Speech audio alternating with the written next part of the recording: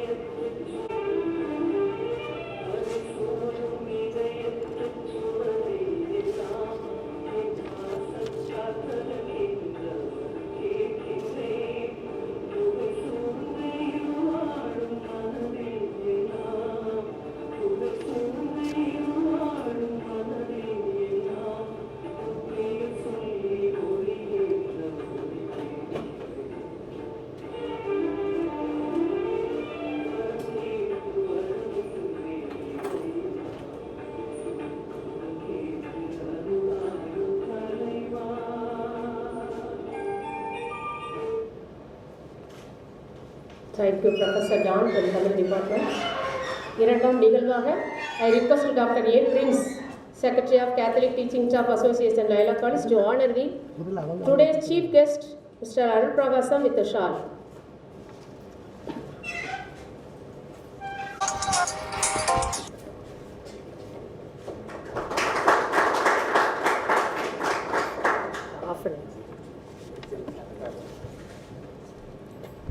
Now I call upon one of our head of the department of Tamil Department to welcome the gathering and introduce our special chief guest, Mr. Arul Prakasam, formally.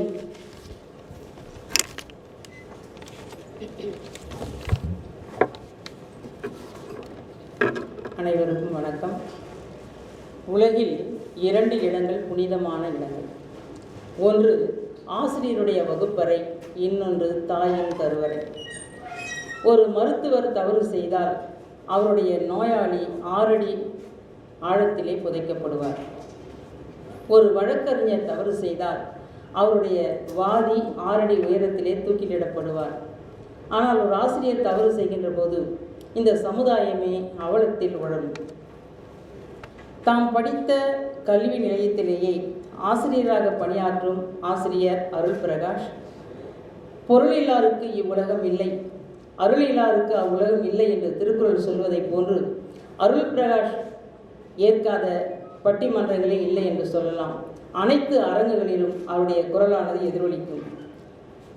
நம்முடைய doctor ஜான்மேரி கூறியதைப் போல ஏரியில் வீடு, லாரியில் தண்ணீர் என்று இன்றைய சமுதாய நிலையை அழகாக தம்முடைய பேச்சிலே படம் பிடித்து காட்டுவார். தொழில்நுட்பத்தை பற்றி கூறுகின்ற போது துல்லியமானது, நம்பகமானது என்று நகைச்சுவையாகவும் அதே சமயத்தில் சிந்தனைக்கு விருந்தளிப்பதாகவும் கூறி நம்மை சிரிக்க வைப்பார், சிந்திக்க வைப்பார். 1 மணி நேரம் மகிழ்ச்சியாக இருக்க வேண்டும் என்றால் தூங்க வேண்டும். 1 மணி நேரம் மகிழ்ச்சியாக இருக்க வேண்டும் என்றால் தூங்க வேண்டும். 1 நாள் மகிழ்ச்சியாக இருக்க வேண்டும் என்றால் சுற்றுலா செல்ல வேண்டும். 1 மாதம் மகிழ்ச்சியாக இருக்க வேண்டும் என்றால் திருமணம் செய்து கொள்ள வேண்டும். 1 வருடம் மகிழ்ச்சியாக இருக்க வேண்டும் என்றால் சொத்து சேர்க்க வேண்டும். வாழ்நாள் முழுவதும் மகிழ்ச்சியாக இருக்க வேண்டும் என்றால் நம்முடைய மனம் ஆரோக்கியமாக இருக்க வேண்டும். எல்லாவற்றையும் ரசிக்க வேண்டும். நான் கீழே விழுந்து கிடந்த போது என்னை தூக்கிய 10 விரல்களை விட நான் அழுத போது என்னுடைய கண்ணீரை துடைத்த ஒற்றை விரலே மேலானது. மனிதர் இருக்கிறார், மனிதர் இருக்கிறார், மனிதராய் இருக்கிறாரா? உணவு இல்லாதவனுக்கு உணவை கொடு, உள்ளம் உடைந்தவனுக்கு உன்னையே கொடு. இருகரம் குவித்து இறைவனை வணங்குவதை விடவும் மேலானது ஒரு கரம் நீட்டி உதவி செய்வது. வெற்றி பெற்ற மனிதனாக வாழ்வதை காட்டிலும் பயனுள்ள மனிதனாக வாழ்வதே சிறந்தது என்ற பொறுமையில் இந்த பேரிடர் காலத்தில் நாம் எப்படிப்பட்ட ஒரு மானுட தேவையை அறிந்து பணியாற்ற வேண்டும் என்ற பொறுமை பேசுவதற்குரிய ஐயா அவர்களை லயோலா கல்லூரியின் சார்பாக, கத்தோலிக்க பேராசிரியர் பெருமன்றத்தின் சார்பாக அகமகிழ முகமலர வரவேற்கின்றேன். தனக்கென்று வாழ்பவன் தரித்திரன், பிறருக்கென்று வாழ்பவன் பவித்திரன், தூய்மையானவன். பிறருக்கு உதவாத கால்கள் எல்லாம் கால்கள் அல்ல, பிறருக்கு உதவாத கைகள் எல்லாம் கைகள் அல்ல, அவை உலக்கை. கருணை இல்லாத கண்கள் புண்கள், பிறருக்கு பேசாத வாய் வாய் அல்ல கால்வாய். ஆசிரியர்களே, நீங்கள் உருகும் மெழுகு, உழைக்கும் தேனி, கரையும் மேகம், மடியும் விதை, அசையும் விசை, சோதனைகளை சாதனைகளாக ஆக்கிக் கொண்டு இணையத்தின் வழியாக மாணவருடைய இதயத்தில் புகுந்த உங்கள் அனைவரையும் கத்தோலிக்க பேராசிரியர் பெருமன்றத்தின் சார்பாக வருக வருக என்று அழைத்து வரவேற்று அமைகின்றேன். நன்றி, வணக்கம். பேரிடர் காலத்தில் மானுட சேவை என்ற தலைப்பில் உரையாற்ற தமிழ் பேராசிரியர் அருள் பிரகாஷ் அவர்களை வரவேற்கின்றோம்.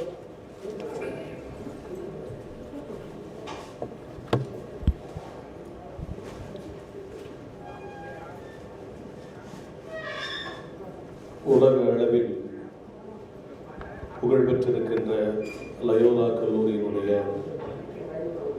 கத்தோலிக்க பேராசிரியர் பெருமன்றத்தினுடைய துவக்க விழாவிலே கலந்து கொண்டு ஒரு சில நிமிடங்கள் பேசுகின்ற வாய்ப்பினை பெற்றமைக்காக நான் பெருமகிழ்ச்சி அடைகிறேன். இந்த அரங்கத்தில் உட்கார்ந்திருக்கிறவர்கள் அல்லாது இணைய வழியில் பலர் இதை கேட்கிறார்கள் என்று எனக்கு சொன்னார்கள். கேட்கிறார்கள் என்று நாம் நம்புவோம், விசுவாசிப்போம். அவர்கள் கேட்கிறார்களோ இல்லையோ, வந்திருக்கிற இந்த அவை இருக்கிறது, இது போதும். இப்பொழுது கொஞ்ச நாளாக ஆளே இல்லாமல் நாங்கள் எல்லாம் பேச பழகிவிட்டோம். தொலைக்காட்சியில் எவனும் இருக்க மாட்டான், நாங்களாம் பேசுவோம், அவனா கை தட்டுறதை போட்டுருவோம், அப்புறமா சேர்த்துவோம். இதில் ஒரு முறை ஒரு டிவியில் என்ன பண்ணிட்டான், இந்த மாதிரி ஒரு காலி ஹாலில் எங்கள் 4-5 பேர் உட்கார வச்சு பேச வச்சு எடுத்துட்டான். டிவியில் டெலிகாஸ்ட் ஆகிறோம் பார்க்குறோம், நிறைய ஒரு 1000 பேர் உட்காந்து கை தட்டுறாங்க. நான் கேட்டேன், என்கிட்ட பேசுகிறவர்கிட்ட, ரெக்கார்டிங் எப்போ ஒருத்தரும் இல்லையே சார், அதெல்லாம் எடிட்டிங்கில் சேர்த்துருவான் சார். அப்படியா சார்? இவன் எடிட்டிங்கில் என்ன பண்ணிட்டான் தெரியுமா, மேடையில் ஒருத்தர் உட்காந்துருக்கிறாரு, அவரே அங்கே உட்காந்து கை தட்டுற இன்னொரு ஷேட்டில் போட்டான். நான் சொன்ன, உலகத்திலே இப்படி ஒரு அதிசயம் நடக்காது, நீ பேசுறதுக்கு நீயே கை தட்டுற, ஒரே நேரத்தில் காட்டுற தொலைக்காட்சி நுட்பம்லாம் வளர்ந்துருச்சு. இன்னைக்கு அம்மாவிட்ட நான் கேட்டேன், நான் இறையெல்லாம் பேசணுமா, கல்வி தொடர்பாக பேசணுமா? அவங்க எவ்வளோ ஒரு புத்திசாலித்தனமான ஒரு பதில் சொன்னாங்க தெரியுமா? வெறும் எஜுகேஷன் பற்றி பேசினா அது எஜுகேஷன் செமினாராக போயிடும். வெறும் கல்வி இறையியலை பற்றி பேசினா அது ஸ்பிரிச்சுவல் டாக்காக போயிடும். இறையியலும் கல்வியிலும் சேர்ந்து பேசுங்கயா அப்படின்னாங்க. அது ஒரு எனக்கு ரொம்ப பிடிச்சிருச்சு. இறையியலும் கல்வியிலும் சேர்ந்து செய்தது தான் மிஷனரிகளுடைய வேலை. அதனுடைய தொடர்ச்சி தான் நீங்கள். இந்த சமூகத்திற்கு மிஷனரிகள் வந்தபோது இங்கே இறையியலை நேரடியாக போதிக்காமல் கல்வியோடு கலந்து போதித்தாங்க. அதுதான் மிஷனரிமார்களுடைய மிகப்பெரிய வெற்றி. என்ன தலைப்பு? இந்த அழைப்புதலில் தலைப்பு கொஞ்சம் மாற்றி போட்டிருக்கு. பேரிடர் காலத்தில் மாறுதல் சேவை. சரியாக நான் ஒரு 35லிருந்து 40க்குள் நான் முடித்து விடுவேன். அவ்வளோ அதுக்கு மேலே நான் பேச மாட்டேன். ஏன்னா ஐ எம் ஆல்சோ டீச்சர்.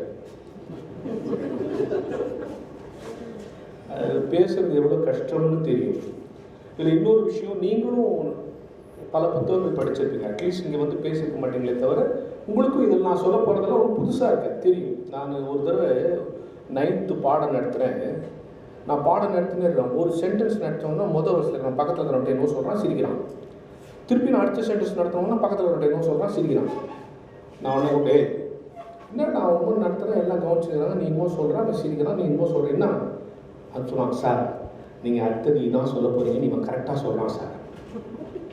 இந்த பேரை நடத்தணும்னு இதான் சொல்லுவார் பாரு அப்படின்னு கரெக்டாக சொல்கிறான் சார். எப்படின்னா அவன் போன வருஷம் ஃபெயில் ஆகி உட்காந்துக்கிறான். அதனால் அவனுக்கு போன வருஷம் நடத்ததெல்லாம் தெரியும். அதனால் இப்போ நான் புதுசாக சொல்ல போகிறது ஒன்றும் இல்லை.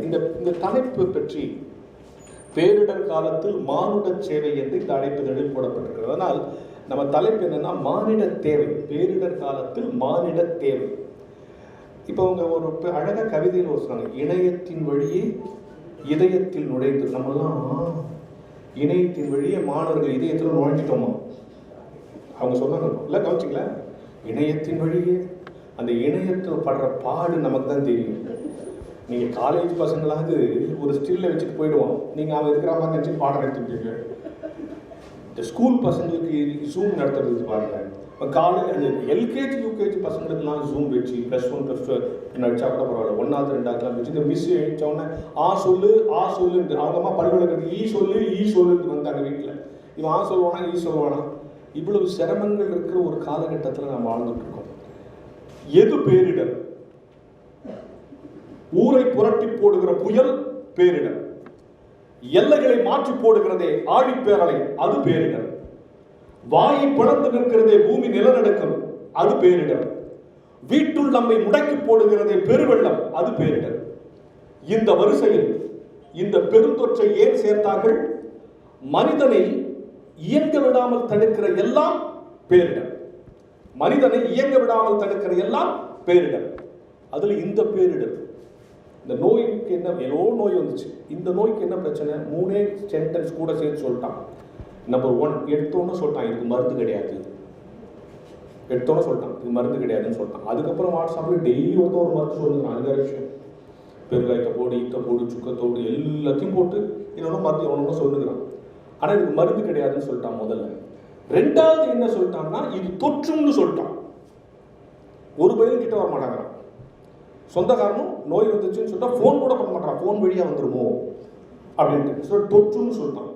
3வது இந்த நோயினுடைய மிகப்பெரிய பிரச்சனை என்னன்னா, ரகசியமாக வச்சுக்க முடியாது. கவர்மெண்ட்டுக்கு தெரியுது, கார்பரேஷனுக்கு தெரியுது, போலீஸ்காரனுக்கு தெரியுது, சென்ட்ரல் கவர்மெண்ட்டுக்கு தெரியுது, பிரதமர் தவிர எல்லாரும் தெரிஞ்சது நம்ம கொரோனா வந்து. இல்லை வீட்டு வாசலில் தட்டி ஒட்டி ஸ்டே ஒட்டி எல்லாம் ஒட்டி நம்மளை மானத்தை எடுத்துட்டான். இதுதான் இந்த பிரச்சனை. இந்த 3 தான் இந்த நோய். இல்லைன்னா ரகசியமாக நம்ம போட்டு ஆஸ்பத்திரி போயிட்டு வீட்டில் நம்ம ஜுரம் வச்சுனா பக்கத்து தெரியுமா? ஏன்னா கொரோனா வந்துச்சுன்னா தட்டி போட்டுடுறோம். அந்த கார்பரேஷன் காரவரான் மருந்து அடிக்கிறான், அப்படி பண்ணுறான் இப்படி பண்ணுறான். அந்த வீட்டில் இருக்கிறவங்களாம் ஒரு மாதிரி பார்க்குறான், காய்க்கார வரமாட்டான், பால்கார வரமாட்டான். இதுதான். இதனால என் இயக்கத்தை முடிக்கிட்டது பேரிடர். அப்போ இந்த நாளில் இந்த பேரிடர் வந்தபோது வருமானம் போய்விட்டது, வாழ்வாதாரம் போய்விட்டது, வசதி போய்விட்டது, அதுவரை வாழ்ந்த வாழ்க்கை எல்லாம் போய்விட்டது. எல்லா துறையில் இருக்கிறவருக்கும் பிரச்சனை வந்தது. அப்போ கல்வித்துறைக்கு ஒரு பிரச்சனை வந்திருக்கு. இப்ப இந்த பேரிடர் காலத்துல கல்வித்துறை மாணவர்களுக்கு என்ன கொடுக்கணும்? பள்ளிக்கூடத்துக்கு வர முடியல, வரலன்னு நம்ம சொல்லிருக்கிறோம். இப்ப வர மாட்டேங்கிறான், வரக்கூடாதுன்னு நம்மளே சொல்றோம். என்ன கொடுக்கணும்? நீங்க இன்னைக்கு எல்லா டிவிலையும் பாத்தீங்கன்னா 2 விஷயம் இருக்கும். ஒன்று காலையில் எழுந்தோன்னா ராசி பலன் சொல்றோம், இல்ல இது இப்படி இருக்கு, இது அப்படி இருக்கு, இந்த ராசிக்கு இப்படி இருக்குங்க. அதுக்கு நிகராக இன்னொன்று சொல்லலாம், என்னன்னா மோட்டிவேஷனல் டாக். ஒரு பக்கம் ராசி பலன் ஒரு நாள், இது மோட்டிவேஷனல் டாக். இதுக்கு என்ன வித்தியாசம்? ஒன்றும் இல்லை. இது கோள்களை வைத்து உன் நாட்கள் இப்படி இருக்கும்னு சொன்னால் அது ராசி பலன். ஏற்கனவே வாழ்ந்த ஆட்களின் அனுபவத்தை வைத்து உன் நாட்கள் இப்படி ஆகலாம் என்று சொன்னால் அது மோட்டிவேஷனல் டாக். அவ்வளோதான் வித்தியாசம். இது 2த்தையும் சொல்லிக்கிட்டே இருக்காங்க. இது 2த்துக்கு என்ன காரணம்? என்ன காரணம்? ஒரே ஒரு விஷயம், 2மே நம்பிக்கையை கொடுக்குது. ராசி பலன் என்ன சொன்னா, இன்னைக்கு நல்லா இருக்கும் நல்லா இருக்கும் அப்படின்னா, மோட்டிவேஷன் டாக்ல அவருக்கு நடச்சு இவருக்கு நடச்சு அவரே ஜெயிச்சா நீ ஜெயிக்க முடியாது. ரெண்டுமே நம்பிக்கை கொடுக்கிறது. ஆனால் என்னுடைய கேள்வி என்னன்னா, இதை ராசி பலனும் மோட்டிவேஷனல் டாக்கும் கொடுத்துருக்க கூடாது, கல்வியும் இறையியலும் கொடுக்க வேண்டிய நம்பிக்கையை இது ரெண்டு கையில் எடுத்துருச்சு. இது ரெண்டும் கொடுக்க விட்டாதனால தான் என்ன பிரச்சனை, நம்ம நாட்டில் 3 விஷயத்த பேசக்கூடாதுன்னு சொல்லுவோம். அந்த எதை பேசக்கூடாதுன்னு சொன்னா அதனால தான் இந்த நாட்டில் பிரச்சனை. சொல்லவா, நம்பர் 1 பாலியல் விஷயத்தில் பேசக்கூடாது. பாலியல் பற்றிய அறிவு மாணவனுக்கு இல்லாமல் போயிடுச்சு. அதனால தான் இவ்வளோ பிரச்சனை நடக்குது. 2வது மதத்தை பற்றி பேசாத, மதம் சார்ந்த புரிதல் இல்லாமல் போயிடுச்சு. 3வது அரசியல் பேசாத, எழுதிய வச்சா இங்கே அரசியல் பேசணும், அரசியல் சார்ந்த தெளிவு இல்லாமல் போயிடுச்சு. இப்போ எதில் பாலியல் அறிவு பேசக்கூடாதுன்னு சொன்னீங்க, பாலியல் அறிவு இல்லாமல் போயிடுச்சு. மதம் சார்ந்த புரிதல் பேசக்கூடாதுன்னு சொன்னீங்க, புரிதல் இல்லாமல் போயிடுச்சு. அரசியல் சார்ந்த தெளிவு இல்லாமல் போயிடுச்சு. இந்த 3 இல்லாமல் போனதனால் இவற்றை கொடுக்க வேண்டிய கல்வியாளர்கள் கையில் மிகப்பெரிய பொறுப்பு நம் கையிலே வந்திருக்கிறது. இதுதான் இன்னைக்கு நான் பேச போகிற விஷயம். இன்னைக்கு பையன் நிறைய பேர் பள்ளிக்கூடத்துக்கு வரமாட்டேங்கிறான். நான் இந்த ரொம்ப நாள் கழிச்சு ஸ்கூல் தொடங்குறாங்கல்ல, அப்போ எங்கள் ஹெச்எம் சொன்னாங்க, எல்லா பசங்களுக்கும் ஃபோன் பண்ணி சொல்லுங்கள் சார், நாளைக்கு ஸ்கூல் நடக்குது வாங்க. ஒரு பையன் ஃபோன் பண்ணுறேன், டே நாளைக்கு ஸ்கூல் நடக்குது. ஸ்கூலா சார்? ஒரு வேலைக்கு சேர்ந்தேன் சார், வர 10ஆம் தேதி சம்பளம் வாங்கிட்டு அப்புறம் வர சார். உனக்கு கூட ஒரு ஸ்வீட் பாக்ஸ் வாங்கி வர சார்ன்றான். அதாவது அவன் 10 நாள் கழிச்சு ஸ்கூலுக்கு வர போகிறான், அதனால எனக்கு ஒரு ஸ்வீட் பாக்ஸ். இன்னொருத்தன் ஃபோன் பண்ணுறான், அவன் சார் எங்கள் அம்மா வினாசேர்த்தி கழிச்சு ஸ்கூலுக்கு போஸ்ட் வச்சு சார். இன்னொருத்தன் ஃபோன் பண்ணுறான், அவன் எடுக்கல, அவங்க அம்மா எடுத்து சொல்லிச்சு, நான் சார் ஸ்கூலுக்கா அனுப்புகிறேன். எனக்காக தான் அனுப்புகிற மாதிரி, கவலைப்படாத அனுப்பி வைக்கிறேன், வீட்டில் அக்கா கல்யாணத்துக்கு முக்கியமான வேலை இருக்குது, அப்புறம் அனுப்பி வைக்கிறேன். இதை விட அது முக்கியமாக கடைசியாக ஒருத்தன் ஃபோன் பண்ண, அவனே ஃபோன் எடுத்தான். அப்போ தான் நான் ஆடி போயிட்டேன். ஃபோன் எடுத்து, தம்பி அவன் ரொம்ப இர்ரெகுலர், டே நாளைக்கு ஸ்கூலுக்கு தான். வாங்க சார். என்ன சார் விஷயம்? நாளைக்கு ஸ்கூலா சார்? இன்னும் அந்த ஸ்கூலுக்கு போயிட்டு இருக்கிறீங்களா சார் நீங்கள்? இன்னும் அந்த ஸ்கூலுக்கு நீங்கள் போயிருக்கீங்களா? அதான் அவன் என்ன சொல்ல வரான்னா, நாங்கெல்லாம் வேற பழப்பு பார்க்க போயிட்டோம், நீ தான் இன்னும் அந்த ஸ்கூலுக்கு போயிருக்கிறேன்னு என்ன சொல்கிறான். அப்போ என்ன பிரச்சனைன்னா, இந்த கல்வியால் வாழணும்னா பரவாயில்ல, நம்ம வேற வேலையை வந்து போயிடலான்ட்டு இதனால் நிறைவடைய வேண்டாம், இப்போதைக்கு எதையாய் வந்து பிழைத்துக் கொள்ளலாம் என்று ஒரு மாணவ சமுதாயம் திரும்பின ஒரு மிகப்பெரிய ஆபத்து இந்தியாவில் வந்திருக்கு. அவனை கூப்பிட்டு, இதெல்லாம் நிறைவு, இது தற்காலிகம், இதன் மூலமாக நீ அடைகிற உயர்வு தான் சரியான உயர்வா இருக்கும், திருப்பி வந்து இதில் சேர்ந்து திருப்ப வேண்டிய கட்டாயம் இன்றைக்கு அத்தனை கல்வி நிறுவனங்களுக்கும் அத்தனை ஆசிரியர்களுக்கும் இருக்குங்கிறத மறந்துறாங்க. அவன் ரைட் போதும், இது இப்படியே படிச்சுக்கலாம்டா, இந்த ஒரு 3 மாதம் படிக்கலாம், 2 வருஷம் படிக்கலையா, அது மாதிரி படிச்சுக்கலாம், இதுக்கப்புறம் 10வது படிச்சு 11வது படிச்சு 12வது படிச்சு காலேஜ் படிச்சு அலமானா இதே லைஃப் அப்படிங்கிற மனப்பான்மைக்கு 80% மாணவர்கள் வந்து விட்டார்கள். அதனை மாற்றி இல்லை, இந்த பக்கம் திசை திருப்ப வேண்டிய கட்டாயம் கல்வித்துறைக்கு இருக்கிறது. எனவேதான் பேரிடர் காலத்தில் மானிட தேவை, அவனுக்கான நம்பிக்கையை கொடுத்து திருப்பணும் அப்படின்னு. அப்ப இன்னொரு செய்தி, இந்த ஆன்லைன் கிளாஸ் நடத்துறச்சவ எனக்கு ஆச்சரியமா போச்சு. சில பையன் வந்து ரெகுலராக கிளாஸுக்கு வருவான், ஆனால் அந்த விஷனில் வர மாட்டான், வாய்ஸ் மட்டும் கேட்பான். கேமரா ஆன் பண்ணவே மாட்டான். நான் கோபம் பார்த்துட்டு, என்ன ஆன் பண்ண மாட்டேங்கிறேன் அப்படின்னு ஒன்று அவன் அன்னைக்கு பர்சனலாக என் ஃபோன் வந்து சொல்கிறான், சார் கோச்சுக்காதீங்க சார், நீங்கள் அத்தனை முறை சொன்னோன்னு ஆன் பண்ணல, எங்கள் வீடுலாம் ரொம்ப சாதாரண வீடு சார், அது மற்ற பசங்கள்லாம் பார்க்க வேணாம் சார், நீங்களும் பார்க்க வேணாம் சார், ஆனால் தான் சார் நான் லைவில் வரணும்னா. எனக்கு ஆச்சரியமாக போச்சு. தட் மீன்ஸ் என்ன தெரியுமா, இர்ரெகுலர் ஸ்டூடெண்ட்ஸ் ஸ்கூலுக்கு சரியாக வர மாட்டான், இர்ரெகுலர் ஸ்டூடெண்ட்ஸ் நிறைய பேரை சொல்கிறோம். ஜெர்மன் நாட்டில் நடந்த ஒரு சம்பவத்தை சொல்கிறேன். ஒரு மியூசிக் டீச்சருக்கு ஒரு பையன் ஃபோன் பண்ணுறான், மிஸ் நான் வந்து பியானோ கற்றுக்கணும்னு ஆசைப்பட்றேன். ஒன்று அவங்க சரி வாட்டாங்க. வந்தோடனே ஏன்டா பியானோலாம் கற்றுக்கிறேன், வயலின் கற்றுக்கோ. இல்லை மேடம் பியானோ தான் கற்றுக்கணும். ஏன்? எங்கள் அம்மாவுக்கு நான் பியானோ வாசித்து பார்க்கணும் கேட்கணும்னு ஆசை, அதனால் நான் பியானோ கற்றுக்கிறேன். ஓகே சேர்த்துட்டாங்க. பட் சேர்த்ததுக்கு பிறகு அவன் என்ன பண்ணுறான், சரியாக வரமாட்டேங்கிறான், ரெகுலராக வரமாட்டேங்கிறான். அவன் ஒரு இர்ரெகுலர் ஸ்டூடெண்ட்டாக இருக்கிறான், சரியாகவும் படிக்க மாட்டேங்கிறான். இந்த மாதிரி திட்டி பார்த்துச்சு. சரி, அப்புறம் கொஞ்சம் ஒரு நாள் நின்று போயிட்டான். இந்த மிஸ் நடந்துச்சு, அம்மாவுடைய கம்பல்ஷனால மியூசிக் கற்றுக்க வந்தான். சரி நின்றுட்டான், விட்டாச்சு. அந்த இயர் முடிய போகுது. அந்த இயர் முடிஞ்சது கிராஜுவேஷன், அது மியூசிக் படுத்தவங்களா கிராஜுவேஷன் ஒரு மியூசிக் ப்ரோக்ராம் நடத்தி அவனுக்கு சர்டிஃபிகேட்லாம் கொடுப்பாங்க. 2 நாளைக்கு முன்னாடி அந்த பையன் ஃபோன் பண்ணுறான், மிஸ் அந்த ஃபங்க்ஷனில் வந்து நான் வாசிக்கட்டுமா? மிஸ் செக் ஒழுங்காக ஸ்கூலுக்கு வரல, நாளை மறுநாள் 2 நாளில் வந்து கிராஜுவேஷன் இருக்குது, எல்லாரும் வாசிப்பாங்க, நீ வாசிக்கணுன்றியே, ஏன் ஸ்கூலுக்கு வரல? வரும்போது ஒழுங்காக படிக்கிறதில்ல, வரவும் இல்லை, எப்படி நான் உன்னை அலோவ் பண்ணுறேன்? சொன்னா மிஸ் இல்லை மிஸ், எங்கள் அம்மா உடம்பு சரியில்லை, நான் மியூசிக் வாசிக்கணும்னு ஆசைப்பட்டாங்களே, அந்த அம்மாவுக்கு உடம்பு சரியில்லை, அதனால் என்ன வர முடியல, மற்றபடி இல்லைனா நான் வந்திருப்பேன் மேடம், நான் வந்து வாசிக்கிறேன் மேடம். ஆனால் இந்த அம்மாவுக்கு கொஞ்சம் லேசாக மனசு ஓரத்தில் ஏறும். சரி பரவாயில்ல, அம்மாவுக்கு உடம்பு சரியில்லைங்கிறதுக்காக இவன் வரல, அதனால் நம்ம என்ன பண்ணலாம், ஏதாவது அவனை அலோவ் பண்ணிக்கலான்ட்டு, வாடா சரி வந்து தொலை அப்படின்ட்டு ப்ரோக்ராமில் லாஸ்ட் ப்ரோக்ராமுக்கு முந்தின ப்ரோக்ராம் இவன் ப்ரோக்ராம் வச்சு எப்படி இவன் சொல்ல தான் போகிறான், ஏன்னா சரியாக கிளாஸுக்கு வராது, சொல்ல தான் போகிறான். கடைசி ப்ரோக்ராம் ஒரு நல்ல ப்ரோக்ராம் போட்டு இவன் பண்ண தப்பு மறைச்சலான்னு அவனை வர சொல்லிச்சு. வரும்போது அவன் நல்ல ட்ரெஸ் பண்ணல, ஒரு மாதிரி இன்டீசெண்டாக வரான், இப்படி வந்துருக்கிறேடா திட்டிட்டு கடைசி அந்த ப்ரோக்ராம் வச்சு என்ன பாட போகிறோன்னு தொடங்குறான். அந்த மியூசிக் வாசல் ஒரு கஷ்டமான டியூன் எடுக்கிறான். இந்த மாதிரி சைடில் க்ரீன் ரூம் டென்னு நெஞ்ச பிடிச்சி நிற்குது, ஐயோ இவர் சரியாக ரெகுலராக கேஸுக்கு வராது, கஷ்டமான டியூன் எடுக்கிறான், எப்படி பாட போகிறானோ அப்படின்னு பயந்துகிட்டே இருக்கு. சூப்பராக வாசிச்சிட்டான். அந்த ஹோல் ஆடியன்ஸ் எழுச்சிருந்து கை தட்டிட்டாங்க. சந்தோஷமாயிடுச்சு அவனுக்கு. இந்த மியூசிக் அதிர்ச்சி ஆயிடுச்சு. நேராக ஓடி வந்து அவனை கட்டுப்பிடிச்சிட்டு, ரெகுலராக ஸ்கூலுக்கு வராதவன், ஒழுங்காக கற்றுக்காதவன், இதையே சொல்லி கொடுக்கும்போது சரியாக கற்றுக்கல, எப்படி அப்படி வாசித்தேன்னு இங்கே கவனிங்க. இப்போ அந்த பையன் ஒரு பதில் சொன்னான், ஆச்சரியமான பதில். அவன் சொன்னான், மிஸ் எங்கள் அம்மா உடம்பு சரியில்லைன்னு வரலன்னு சொன்னேன்ல, 2 நாளைக்கு முன்னால் எங்கள் அம்மா செத்துட்டாங்க மிஸ். First shock. சரி எப்படி அவளை நல்லா வாசித்தேன்? இன்னொன்று சொல்லுவான், நான் பியானோ வாசிக்கணும்னு எங்கள் அம்மா ஆசைப்பட்டாங்கல்ல மிஸ், எங்கள் அம்மாவுக்கு பிறந்ததுலேருந்தே காது கேட்காது மிஸ், காது கேட்காத அவங்க தான் நான் பியானோ வாசிக்கணும்னு ஆசைப்பட்டாங்க. இப்போ அவங்க இறந்துட்டாங்கல்ல, பரலோகத்துக்கு போயிடுவாங்கல்ல, அங்கேருந்து நிச்சயம் மியூசிக் கேட்பாங்கல்ல, அவங்க கேட்பாங்கிறதுக்காக தான் மிஸ் இவ்வளோ நல்லா நான் வாசித்தேன் அப்படின்னு சொன்னேன். மாணவனை முன்னணிக்கு கொண்டு வர வேண்டும் என்பது முக்கியம்தான், ஆனால் அதை விட முக்கியம் அவன் பின்னணியை தெரிந்து வைத்திருக்க வேண்டும். ஸ்கில்லை அசஸ் பண்ணுறதுங்கிறது முக்கியம்தான், அவன் சுச்சுவேஷனை அசஸ் பண்ணுறது அதை விட முக்கியம். நம்ம நாட்டில் என்ன பிரச்சனை, தொலைக்காட்சி தொடர்கள் எவ்வளோ மீடியா வளர்ந்துச்சு, இவ்வளோ எக்ஸ்போஷர் வந்துச்சு, எல்லா எக்ஸ்போஷரில் எல்லாம் வந்து உயிர் எடுத்துக்கிட்டு இப்போ சீரியல்லாம் வந்துருக்குன்னு சொல்லிட்டு தொலைக்காட்சி தொடரெல்லாம் வந்திருக்கு, எல்லாரும் ரெகுலராக பார்க்குறாங்க, நிறையா. நான் இங்கே இருக்கிற பெண்களாக இருந்தாலும் ஆண்களாக சொல்கிறேன், டிவி சீரியல் தொடர்ந்து பார்த்தீங்கன்னா மூளை மழுங்கிடும்.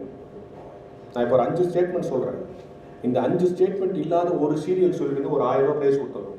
நான் ஒரு 5 ஸ்டேட்மெண்ட் சொல்கிறேன், இந்த ஸ்டேட்மெண்ட் நான் பார்க்குற சீரியலில் வரலன்னு நீங்கள் சொல்லிட்டீங்கன்னா உங்களுக்கு 1000 ரூபா ப்ரைஸ். சொல்லவா? நம்பர் 1, அந்த குடும்பத்தை நான் பிரிக்காம விட மாட்டேன்.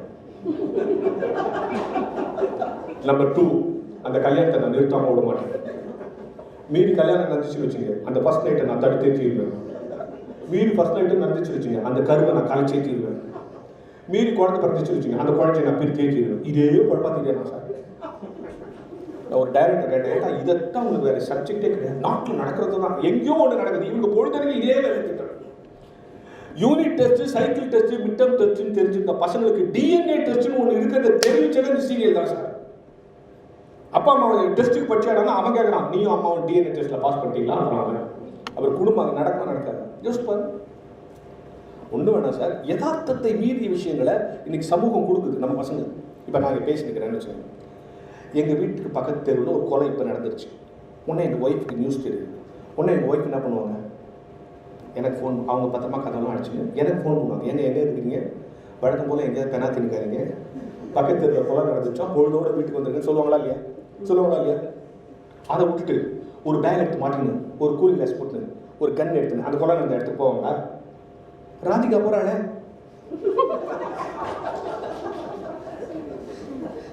என்ன சார் நான் நடந்தது தானே சார் சொல்கிறேன், நம்ம நடக்குமா சார்? இது ஒரு கூலிங் கிளாஸ் எடுத்து போட்டு ஒரு பேக் எடுத்து போட்டு போகிறாங்க, நம்ம ஆள் பார்க்குறோம். இந்த யதார்த்தங்களிலிருந்து இந்த பிள்ளைகள் மீட்க வேண்டிய கட்டாயமும் அவசியமும் கல்வித்துறை கையில் தான் இருக்கு சார். நாங்கள் என்ன சார் பண்ணுறது? யோசித்து பாருங்க, நான் இந்த டீச்சர்ஸ் மீட்டிங்லலாம் போகும்போது சொல்கிறது, தெளிவாக இந்த நாட்டில் நிறைய விஷயத்த நிறைய பேர் சொல்லாததுனால தான் பிள்ளைங்களுக்கு பாதி குழப்பம். ஒன்று, மெட்ராஸ்லாம் சில வீடுங்கள்லாம் காலையில் வீட்டுக்குள்ளே போனால் வீட்டுக்குள்ளேயே ஓடிக்கிட்டே இருப்பாங்க. அது அந்த வீட்டில் ஸ்கூலுக்கு போகிற ஒரு குழந்தை வச்சு வச்சுங்க, நீங்கள் செத்திங்க, ஷூவை காணும், சாக்ஸ் காணும், டையை காணும், அதை காணும், இதை காணும். சில தாய்மார்க்கு குழந்தைக்கு சோறு விட்டுறதை பார்த்தா நீங்கள் ஜென்மத்துக்கு சாப்பிட மாட்டீங்க. அப்படி வெளிச்சு போட்டு தின்னு ஆட்டோக்காரன் தின்னு ஆட்டோ வரைக்கும் துருத்திட்டே போய் ஊட்டி ஒரு நாள் வரமா அவசரத்தில் ஆட்டோக்காரன் கூட்டிடுச்சு. அவன் சாப்பிட்டுட்டு நாளைக்கு வரட்டான்ட்டு போகிறான். அந்த டையை போட்டு இப்படி இறுக்கி கட்டி அந்த குழந்தைய கொண்டு ஆட்டோக்களை திரிச்சு அந்த ஆட்டோ கொண்டு அப்படியே ஸ்கூலுக்குள்ள கூட்டி அங்கே ஒரு மிஸ் இருக்க உள்ள நோட்டு கீப் குவாய்ட் அப்படின்னும். குழந்தைங்க பேசணும்னு தான் நம்ம ஸ்கூலுக்கு அனுப்புவோம். அதனால தான் 3:30 மணிக்கு தமிழ்நாடு முழுக்க இருக்கிற எல்லா ஸ்கூல் வாசலும் நின்று பாருங்க, பெல் அடிச்சோன்னா எல்லா பேரும் தீ பிடிச்ச வீட்டுக்குலேருந்து தச்சோட இறங்க வந்து எவனாவது நின்று நிதானமாக இருந்து பார்த்துக்கிங்களா? அதே காலையில் போகும்போது துக்க வீட்டுக்குள்ளே போகிற மாதிரி போகிறாங்க. சோகம் பிடிக்கல சார். என்ன பிடிச்சா தானே சார் இந்த அதாவது சொல்லுங்க, டீச்சிங் கெப்பாசிட்டிங்கிறத விட்டுருங்க, டீச்சிங் எபிலிட்டிங்கிறத வச்சுங்க. கம்யூனிகேஷன், நம்ம என்ன சொல்கிறோங்கிறத அவன் சரியாக புரிஞ்சுக்கிறதுன்னு ஒன்று இல்லை. மெட்ராஸில் ஒரு இடத்துல எழுதி வச்சிருக்கான், உங்களுக்கு எழுத படிக்க தெரியாதா, எங்களுக்கு எழுதி அனுப்புகள் சொல்லித் தருகிறோம்.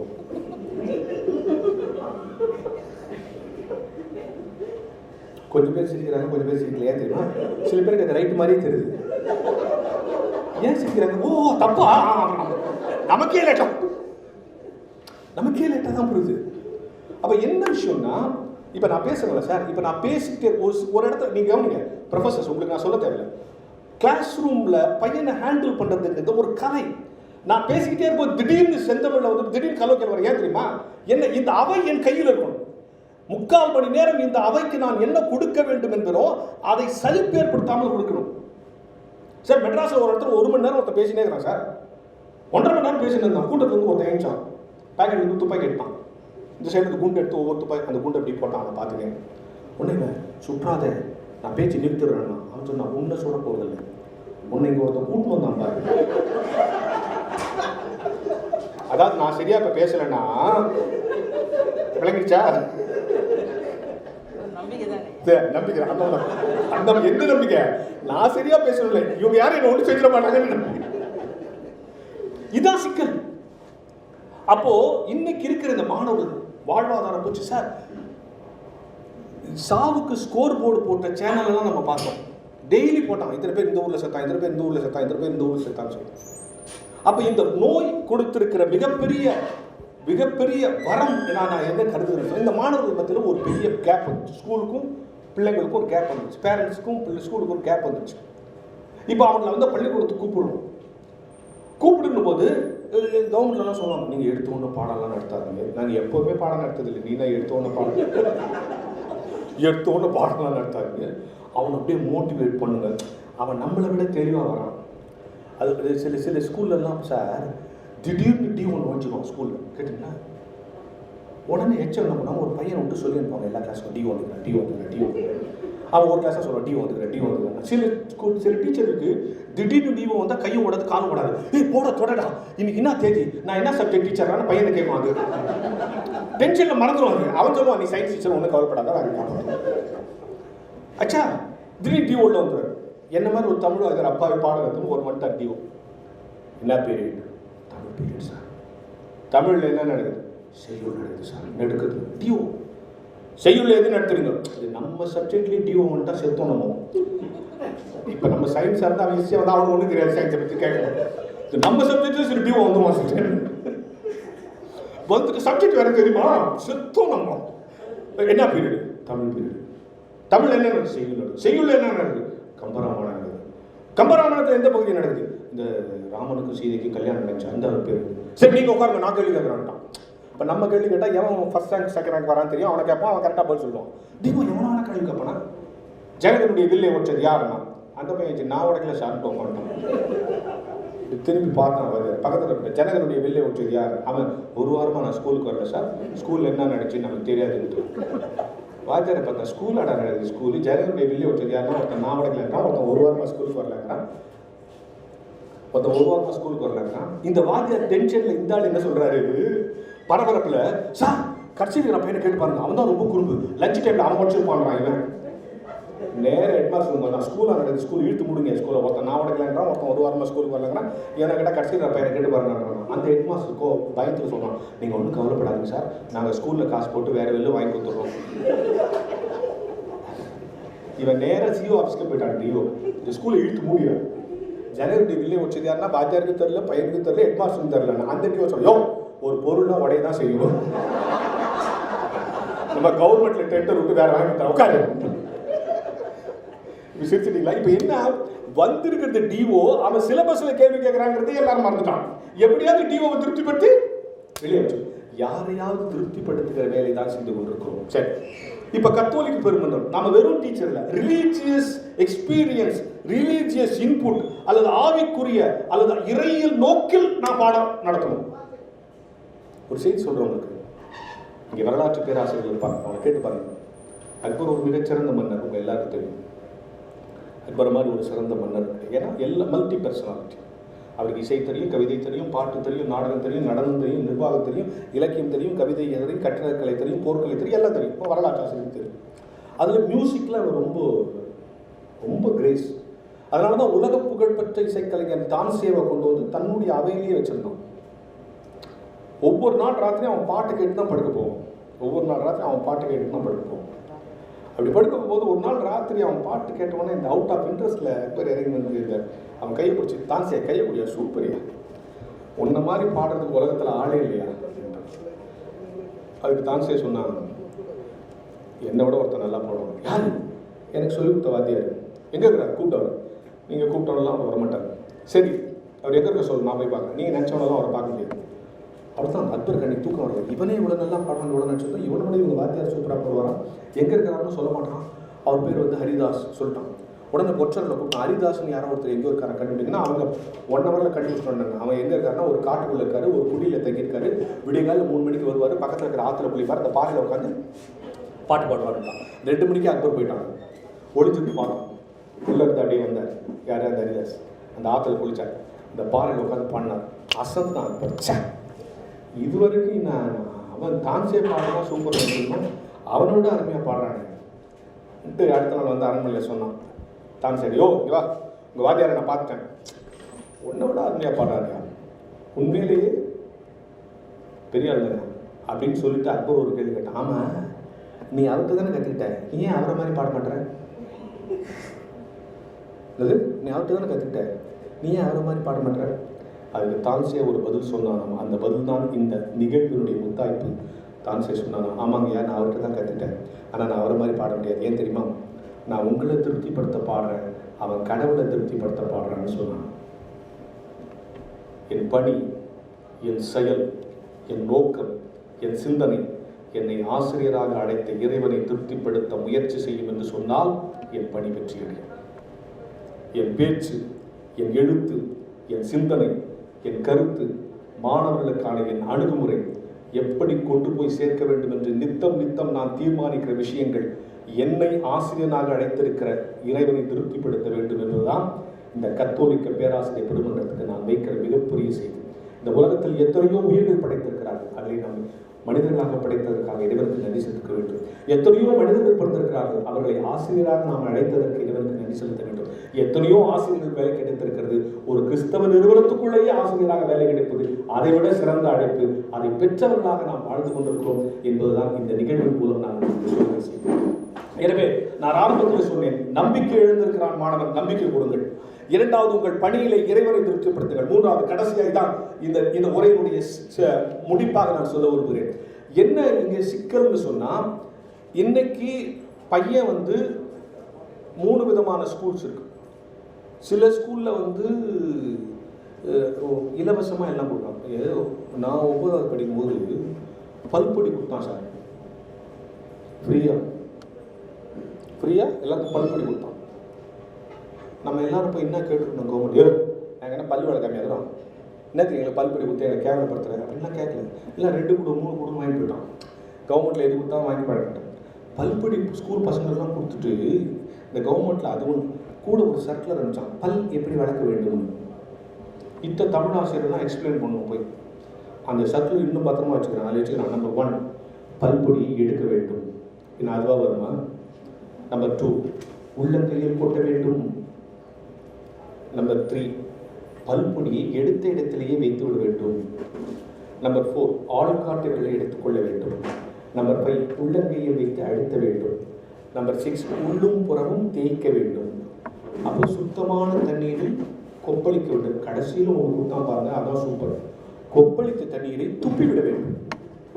இதெல்லாம் கொடுத்து பையனை வந்து ஸ்கூலுக்கு வா. இப்போ இதெல்லாம் ஏன் கொடுக்குறான்னு பையனுக்கு தெரியணுமா? ஏன்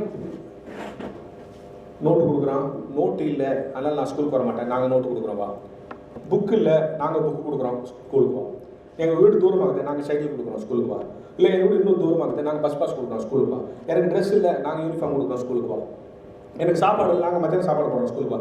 இதெல்லாம் எது கொடுக்குறது? ஸ்கூலுக்கு வர்றதுக்கு பையன் இத்தனையும் வாங்கி முதல் கேள்வி கேட்குறான், நாளை ஸ்கூல் லீவா சார் அப்படின்னா.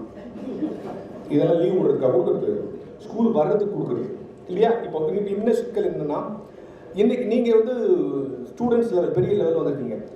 இப்போ இன்னைக்கு இருக்கக்கூடிய யங்ஸ்டர்ஸ், இன்னைக்கு இருக்கக்கூடிய கல்லூரிக்கு வர நீங்கள் யோசிச்சு பாருங்க. சினிமா, நான் தொலைக்காட்சி சொன்னேன், சினிமா ஒரு பிம்பத்தை எடுத்து காலேஜுக்கு வந்தால் சந்தோஷமா இருக்கலாம் அப்படின்ற மாதிரி ஒரு மென்டாலிட்டியை உருவாக்கியாச்சு. எனக்கு எங்கள் ப்ரொஃபஸர் நான் படிக்கும்போது சொன்னார், நான் தமிழாசிரியர் பயிற்சி சைதாப்பேட்டை டீச்சர்ஸ் காலேஜில் படித்தேன். மு கோவிந்தராசன், அன்பில் தர்மலிங்கம் அமைச்சர், அவங்களுடைய பிரதர் தான் எனக்கு தமிழ் பேராசிரியர். அவர் சொன்னார், பை ஸ்கூலில் ஒழுங்காரு, ஏன்னா காலேஜுக்கு போனால் உன்னை யாரும் கண்டுக்க மாட்டாங்க. அவர் சொன்னார், ஏன்னா நீ போகிற அன்றைக்கி ப்ரொஃபஸர் வரமாட்டார், ப்ரொஃபஸர் வர அன்றைக்கி நீ போக மாட்டார், 2 பேரும் சேர்ந்து போகிற அன்றைக்கி காலேஜ் ஸ்ட்ரைக்குன்னு சொல்லுவோம், இப்படியே போயிடும், ஆனால் நீங்கள்லாம் இப்படியே படிங்கன்னு எங்களுக்கு சொல்லி வச்சார். யோசித்து பாருங்க. அதே மாதிரி தான் சினிமாவில் என்ன காமிச்சிட்டான், ஒவ்வொரு டீச்சரையும் ஒவ்வொரு மாதிரி காமிச்சிட்டான். எப்படின்னா, சயின்ஸ் டீச்சர்னா சுறுசுறுப்பாக இருப்பாங்க, மேத்ஸ் டீச்சர்னா ஸ்ட்ரிக்டாக இருப்பாங்க, சோஷியல் சயின்ஸ் டீச்சர்னா மந்தமாக இருப்பாங்க, இங்கிலீஷ் டீச்சர்னா ஸ்டைலாக இருப்பாங்க, தமிழ் டீச்சர்னா காமெடியாக இருப்பாங்கன்னு சினிமாவில் காமிச்சிட்டான்.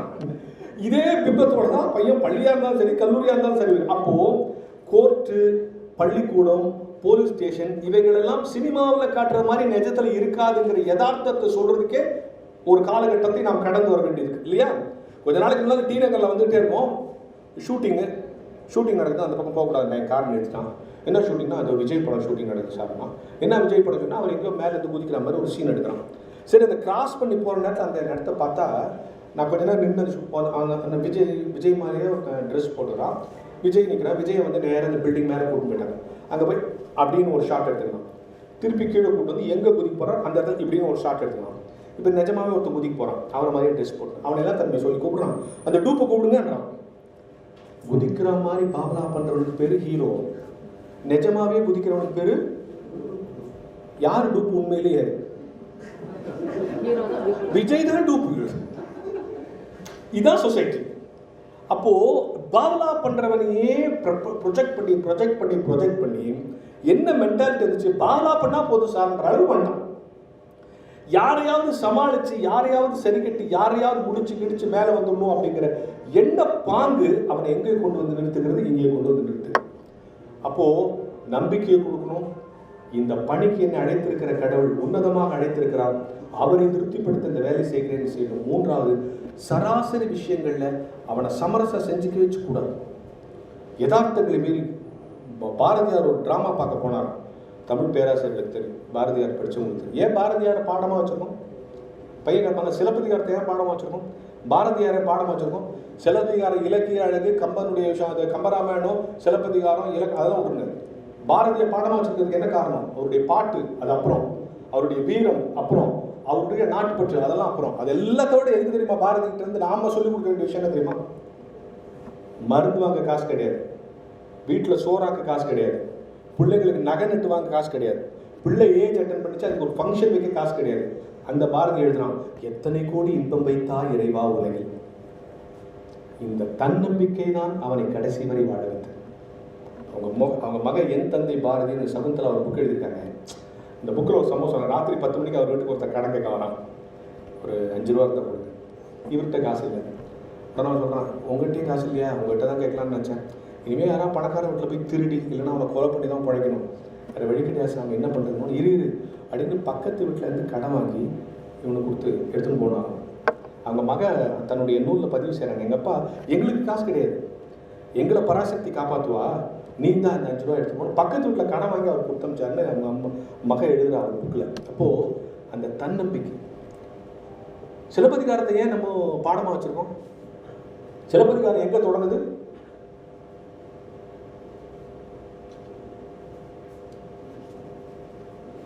சிலப்பதிகாரம் எங்கே தொடங்குது? புகார் நகர். புகார் நகரம் வந்து எந்த நாடு? சோழர். அடுத்து எங்கே வருது? பாண்டிய நாட்டுக்கு வருது. அடுத்து எங்கே கதை முடியுது? சேர நாட்டில் முடியுது.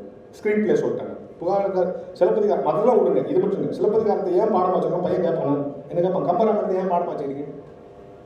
இந்த காலத்துலலாம் பையன் நம்ம சொன்னதெல்லாம் நம்ப மாட்டான் சார், இதெல்லாம் நம்ப மாட்டான். யதார்த்தத்தை அவனுக்கு புரிய வைக்கணும். ஏன் சிலப்பதிகாரத்தை பாடம் வச்சாங்க? நான் சொல்கிறேன் என் மாணவர்களுக்கு, உங்களுக்கு போய் சொல்லுங்கள். தொடங்கினது எங்கே? சோழ நாட்டில். வந்தது எங்க? பாண்டிய நாட்டில். முடியறது எங்க? சேர நாட்டில். நீங்கள் யோசித்து பாருங்க, ஒரு நாளும் நம்ம சேர சோழ பாண்டியர்கள் ஒத்துமையாக இருந்ததே இல்லை. காலமெல்லாம் வெட்டிட்டு சேர்த்தாங்க, தெரியும்ல உங்களுக்கு. ஒற்றுமையாக இருந்த வரலாறு கிடையாது. இந்த காலகட்டத்தில் ஒருத்தர் கவிதை எழுதுறான், ஒருத்தர் காவியம் எழுதுறான். என் கதை எங்கே தொடங்குறான் எழுதுறான், அங்கே தொடங்கி இங்கே வந்து இங்கே முடிகிற மாதிரி இந்த தில்லு அவனுக்கு இருந்துச்சு. அதுக்கு அதுதான் இப்போ இன்னைக்கு நான் வந்து எடப்பாடி பழனிசாமி பற்றியோ இல்லை ஓப்பன் செல் பற்றியோ வேற யாரையும் பற்றி ஒரு புக்கை வச்சு உயிரோட போட்டு போட முடியுமா? முடியாதுல்ல. அப்போ ஒரு அரசு இப்படி பிரிந்து கிடக்கிற அரசை இணைய வேண்டும் என்கிற உள்நோக்கத்தோடு ஒரு காவியம் அடைகிறான். அந்த கதை அங்க தொடங்குற மாதிரி இங்க வந்து இங்க முடிகிற மாதிரி வைக்கிறான் பாருங்க. அந்த தைரியம், பாரதியினுடைய இந்த தன்னம்பிக்கை. அப்போ இவைகளை கொடுக்கிற ஒரு விஷயம் என்ன? தமிழனுடைய சிறப்புன்னு நீங்க எதை கருதுறீங்க? அவனுடைய மருந்து, அவனுடைய இலக்கியம், அவனுடைய கவிதை, அதெல்லாம் விட்டுருங்க சார். ஒரு விஷயம் யூனிவர்சல் தாட் அப்படிங்கிற விஷயத்தை கொண்டு வந்தவனே தமிழன் தான். அகர முதல் எழுத்தெல்லாம் ஆதி பகவான் முதற்றே உலகத்திலிருந்து திருவிழா சொல்றான். உலகம் யாவையும் தாமுழவாக்கும் கம்பன். உலகத்தில் உலக அளவில் சிந்திக்கணுங்கிற ஆசையை தமிழன் கொடுத்தான். ஆனா இன்னைக்கு உள்ளூர் லெவலில் சிந்திக்கிற அளவுக்கு நம்ம மனசு குறுகி போயிடுச்சு. அப்ப நம்ம கல்வியில எவ்வளவு பின்தங்கி வந்துட்டோம் அப்படிங்கிறது யோசிச்சு பாருங்க. கல்வி என்றால் என்ன? 1000 டெபினிஷன் உங்களுக்கு தெரியும். ஆனா கல்வி என்றால் என்ன? கல்வி என்ற சொல்லிலேயே விட இருக்கு. கா இல் வி. இந்த கல்விங்கிற 3 எழுத்து வச்சு 3 வார்த்தை உருவாக்கலாம். என்னென்ன உருவாக்கலாம்? கல், வில், கவி. கல்விங்கிற 3 வார்த்தை வச்சு 3 எழுத்து வச்சு 3 வார்த்தை உருவாக்கலாம். கல், கவி, வில். இதுதான் ஆன்சர். கல்வி எப்படி இருக்கணும்? ஆரம்ப காலத்தில் கல்லில் எழுத்து மாதிரி பதியணும், சின்ன வயசுல. அதுக்கப்புறம் பெரிய லெவல் வந்தோன்னா கவிதை மாதிரி அவன் இன்வால்வ் ஆகணும், ரசிக்கணும். மேலே வந்த உடனே வில், அவன் எங்கே போய் சேரணுமோ அவனை அங்கே கொண்டு போய் சேர்க்கணும். அதான் கல்வி. பசுமரு தாடி போல் இதயத்தில் எழுது, அவனை ஈடுபாடு சொல்ல வைத்து படிக்க வைத்து அவன் எங்கு போய் சேர வேண்டும் என்று நினைக்கிறானோ அங்கே கொண்டு போய் சேர்ப்பது தான் கல்வி. ஜெனரல் நாலேஜ், சப்ஜெக்ட் நாலேஜ், இந்த ரெண்டுக்கும் இருக்கக்கூடிய பிரிட்ஜை உருவாக்குறவங்க தான் நீங்களும் நானும். நீங்கள் கொடுக்குற சப்ஜெக்ட் நாலேஜ் எந்த இடத்துல அவனுக்கு ஜெனரல் நாலேஜாக மாறுதோ அங்கே தான் நீங்கள் ஜெயிக்கிறீங்கன்னு அர்த்தம். அங்கே தான் நான் ஜெயிக்கிறேன்னு அர்த்தம். அவன் கல்வி அறிவும் அவன் சந்திக்கிற பொது அறிவும் சந்திக்கிற இடத்துல அவனுக்கு ஒரு அனுபவம் தோன்றுதே, அதுதான் கல்வி. அப்போ நம்ம சப்ஜெக்ட் எக்ஸ்பர்ட் அப்படிங்கிறது வேற. ஆனா ஓவராலா எஜுகேஷன் அவனுக்கு கொடுக்கக்கூடிய பயன்பாட்டை கொண்டு போய் சேர்க்கிற இடத்தில் நாம் இருக்கிறோம் என்பதை நீங்கள் புரிந்து கொள்ளுங்க. இப்போ ஆஸ்திரேலியா அப்படின்னு ஒரு வேர்டை கொடுக்கணும்னு வச்சுங்க. அந்த வேர்டை ஒரு சயின்ஸ் டீச்சர்கிட்ட கொடுத்தோம்னா அவங்க வந்து ஒரு ஹிஸ்ட்ரி டீச்சர்கிட்ட கொடுக்கணும்னு வச்சுங்க. ஆஸ்திரேலியாங்கிறது ஒரு நாடுன்னு சொல்லலாம், ஒரு கண்டம் சொல்லலாம், சொல்லிட்டு போயிடுவாங்க. அவங்க சப்ஜெக்ட் கொண்டு போச்சு. அடுத்தது ஒரு சயின்ஸ் டீச்சர் போய் ஆஸ்திரேலியானா அவங்க சொல்லுவாங்க, ஆஸ்திரேலியாவில் வந்து நம்ம நாட்டில் எப்படி கொஞ்சம் காலம் வெயில் காலம், கொஞ்சம் காலம் மழை காலம், கொஞ்சம் காலம் பனிக்காலம் இல்லையா ஒரு வருஷத்தில். இது ஒரே நாளில் ஆஸ்திரேலியாவில் வரும். கொஞ்சம் நேரம் வெயிலாக இருக்கும், கொஞ்ச நாள் பனி பெய்யும், கொஞ்ச நாள் மழை பெய்யும். அது அவங்க சொல்லிட்டு போயிடுவாங்க. அடுத்தது ஒரு இங்கிலீஷ் டீச்சர்கிட்ட போய் சொல்லுவாங்க ஆஸ்திரேலியா அப்படின்னா அவங்க வந்து ஆஸ்திரேலியாவில் கங்காரு நிறையா இருக்கும், கங்காரத்துக்கு கே போடணுமா ஜி போடணுமா அவங்க சொல்லிக்கிட்டு போயிடுவாங்க. அவங்க மேட்டர் முடிச்சு. அடுத்தது ஒரு மேக்ஸ் டீச்சர் போய் ஆஸ்திரேலியான்னு சொல்கிறாங்க. ஆஸ்திரேலியாவிலேருந்து இவ்வளோ நிலப்பரப்பில் இவ்வளோ கங்கா இருந்தால் அப்போ இவ்வளோ நிலப்பரப்பில் எத்தனை மல்டிப்ளை பண்ணி அவங்க போயிடும். இப்போ கடைசியாக நம்ம தமிழ் வாத்தியார் போகிறோம்னு வச்சுங்க, என்கிட்ட ஆஸ்திரேலியான்னு இத்தனை பேர் சொல்லாத்தையும் நான் சொல்லணும் இல்லையா? ஆஸ்திரேலியாவில் கங்காரு ஜாஸ்தி. உங்களுக்கு தெரியுமா கங்காருக்கு ஏன் கங்காருன்னு பேர் வச்சுட்டு? அது ஒரு ஹிஸ்ட்ரி இருக்குது, தெரியும், நீங்கள் படிச்சிருப்பீங்க. ஒருத்த கங்காரு ஒருத்தன் பார்த்துக்கிறான், இன்னொரு தீவு வந்து ஒருத்தன் பார்க்குறான். அவன் கேட்குறான் what is this animal name அப்படின்னா. அவனுக்கு இங்கிலீஷ் தெரியாதுன்றதுக்கு அவங்க தீவில் கேங்க்ரூன்னா அதே பேர் வச்சாங்க கங்காருக்கு. கங்காருக்கு இன்னைக்கு பேருக்கு என்ன பேரு கங்காருக்கே தெரியாது. இதே ஒரு தமிழ் இப்போ நான் இப்போ தனித்தனியாக சொன்னனே அது சப்ஜெக்ட் நாலேஜ். இதெல்லாம் சேர்த்து தெரிஞ்சு வச்சிருந்தா அது ஜெனரல் நாலேஜ். உங்கள் இடத்துல படிக்கிற பிள்ளைகள் சப்ஜெக்ட் நாலேஜ் ஜெனரல் நாலேஜாக மாறுகிற இடத்துக்கு நீங்கள் கொண்டு போய் சேரணும். நான் எனக்கு ஒரே ஒரு கேள்வி கேட்டு நிறைய செய்கிறேன். இன்னைக்கு இவ்வளோ பிரச்சனைக்கு பிறகு நமக்கு சப்ஜெக்ட் ஓரியன்ட் டீச்சர்ஸ் தேவையா, ரிசல்ட் ஓரியன்ட் டீச்சர்ஸ் தேவையா, சிலபஸ் ஓரியன்ட் டீச்சர்ஸ் தேவையா? இல்லைன்னா நீங்கள் எந்த டீச்சராக இருக்க விரும்புறீங்க? இதுக்கு தான் இந்த வாத்தியார்கள் பேசக்கூடிய கூடாது. அவனா பேசிட்டு போகும்போது நம்மளுக்கு கேள்வி கேட்குறான். நல்ல வேளை ஃபாதர் யாரும் வரல, இதெல்லாம் கேட்டு நமக்கு தெரியாதுன்னு சொல்லி இல்லை. நான் கேட்குறேன் சப்ஜெக்ட் நாலேஜ் டீச்சர்னா யாருன்னா அந்த சப்ஜெக்டில் என்ன கேட்டாலும் சூப்பராக பதில் சொல்லணும். அதுக்கு அந்த ஒன்று கேட்டாலும் எரிஞ்சு விடுவோம் பட அப்படின்னு. சிலபஸ் நாலேஜ் டீச்சர்ஸ் யாருன்னா அவங்க கரெக்டாக தெரியும். குவார்டர்லிக்கு இது வரும், ஆஃபர்லிக்கு இது வரும், ஃபர்ஸ்ட் செமஸ்டர் செகண்ட் அவ்வளோ அது கேட்கக்கூடாது. ரிசல்ட் ஓரியன்ட் டீச்சர்ஸ் யாருன்னா அவங்களுக்கு தெரியும், இவன் இவ்வளோ மார்க் எடுப்பான், இவ்வளோ பேர் பாஸ் பண்ணோம், இது தேராது, இது 35 எடுக்கும், அது 40 எடுக்கும். அவங்க யாரு எழுதி வைத்துக்கொள்ள. இந்த 3 டீச்சர் தேவை கிடையாது. லைஃப் ஓரியன்ட் டீச்சர்ஸ் தான் இன்றைக்கு இந்த சமூகத்திற்கு தேவை, கல்வித்துறைக்கு தேவை. ஏன் தெரியுமா? ஒரு பையன் கோயம்புத்தூரில் நடந்த விஷயம், 2 விஷயம் அதை சொல்லிட்டு நான் முடிச்சிடறேன். 5 நிமிஷம் நான் கூடுதலாக எடுத்துட்டேன்னு நினைக்கிறேன். இந்த விஷயம் சொல்ல, கோயம்புத்தூரில் சுனாமி இருந்துச்சு இல்லையா? எப்படிப்பட்ட பேக்ரவுண்ட் வந்து நம்ம பிள்ளைங்க வராங்க முதல்ல அதான் சொன்னேன். உங்கள் பிள்ளைகளை நீங்கள் முன்னணிக்கு கொடுத்துட்டு வர வேண்டும் என்று அவசியம்தான். ஆனால் அவர்கள் பின்னணியையும் நீங்கள் தெரிந்து வைத்திருக்க வேண்டும். சுனாமி வந்துச்சு சார், நிறைய குழந்தைங்க அடிச்சு போச்சு. யார் யாருக்கெல்லாம் குழந்தை போயிடுச்சோ சுனாமி அடிச்சுட்டா அந்த வீட்டுக்கெல்லாம் அந்த அம்மாங்களுக்கெல்லாம் 1 லட்சம் அப்படின்னு கலெக்டர் வச்சு ஒரு அம்மா கொடுத்துட்டாங்க. அவங்க குழந்தை போயிடுச்சு, 1 லட்சம் கொடுத்தாங்க. 1 லட்சம் வாங்கி இந்த வீட்டுக்கு வந்து அடுத்த நாள் அவங்க குழந்தை கட்சிச்சு. உடனே இந்த அம்மா இந்த 1 லட்சம் கலெக்டர் ஆஃபீஸ் போகுது. ஐயா நேற்று குழந்தை காணோன்னு 1 லட்சம் கொடுத்து குழந்தை கட்சிச்சியா இந்த 1 லட்சம். அவன் கலெக்டர் நம்ம ஊர் கலெக்டர் என்னம்மா அது இதை போய் திருப்பி கொடுத்துருங்கிறேன். குழந்தையும் கட்சிச்சு 1 லட்சத்தையும் கட்சி வச்சு. ஐயோ வேணா சாமி, குழந்தை இல்லைன்னு சொல்லி 1 லட்சம் கொடுத்தீங்க. என்னங்க இதை எப்படிமா நாங்கள் திருப்பி எந்த கணக்கில் பயன்படுறது? 2வது எங்களை வந்து பிடிச்சி கேட்பான், விசாரிக்காம ஏன்டா 1 லட்சம் கொடுத்தா இருக்குது குழந்தைக்கு 1 லட்சம் கொடுத்து என்ன பிடிச்சிருவாமா? வேணாம் 1 லட்சத்தை எடுத்துன்னு போ. இல்லை சாமி எனக்கு இந்த பணம் வேணாம். அட என்னம்மா குழந்தையும் கட்சி வச்சு காப்பாற்றுறதுக்கு 1 லட்சம் கட்சி எடுத்துன்னு போமா? அந்த மாதிரி சொன்ன பதில் உண்மை சம்பவங்க பேப்பரில் வந்து படிச்சிருப்பீங்க. அந்த மாதிரி சொன்ன அப்படி ஐயா சாமி குழந்தை காணாம போகணும்னு சொல்லி வாங்கின காசில் அந்த குழந்தைய வளர்த்தா அது அந்த குழந்தைக்கு சாம சாமி வானாட்டு வச்சுட்டு வந்துச்சு டேபிள். இது ஒரு பக்கம் வச்சா, இன்னொரு பக்கம் ஒரு பையன் போய் ப்ராக்ரஸ் கார்டு அவங்க அம்மாட்ட காட்டுறான். ப்ராக்ரஸ் கார்டில் ஃபுல்லாக எல்லாம் ஃபெயில், கீழே எல்லாத்துக்கும் ரெட்டில் அண்டர்லைன் போடுவோம் நம்ம ஸ்கூலில். ஃபெயில் ஆகிட்டேன். என்னடா அம்மா நான் நல்லா படிக்கிற பையன், எனக்கு மட்டும் வாத்தியார் பார்டர் போட்டுக்கிறாருமா அப்படிங்கம்மா. படிக்காதம்மா ஏமாத்தான் சொல்லிட்டு சொல்லிக்கிறான். அம்மா அவன் தமிழில் 10, இங்கிலீஷில் 15, சயின்ஸ் மொத்தமே சேர்த்து டோட்டலாக 58 தான். இது என்னடான்னா அம்மா தமிழ் டீச்சருக்கு 10 ரூபா கொடுக்கணும், இங்கிலீஷ் டீச்சருக்கு 5 ரூபா கொடுக்கணும், மொத்தம் 58 ரூபா கொடுக்குமான்ட்டான். அவங்க அம்மா அந்த 58 ரூபாய்க்கு கொடுக்குது. கொடுக்கும்போது பக்கத்து வீட்டு போய் சொல்கிறான், ஆண்டி போய் சொல்கிறான் ஆண்டி இதெல்லாம் காசு இல்லை, அவன் எடுத்த மார்க்கு. எனக்கு தெரியும் சாமி. அந்த மாதிரி சொல்லிட்டேன், எனக்கு தெரியும் சாமி. அப்புறம் ஆண்டி கொடுக்குறீங்க 58 ரூபா? நாளைக்கு நிறைய காசு வாங்கலாங்கிற ஆசிரியர் நிறைய மார்க் எடுத்துட்டு வரமாட்டானா அதனால கொடுக்குறேன்னு சொல்லிட்டான்.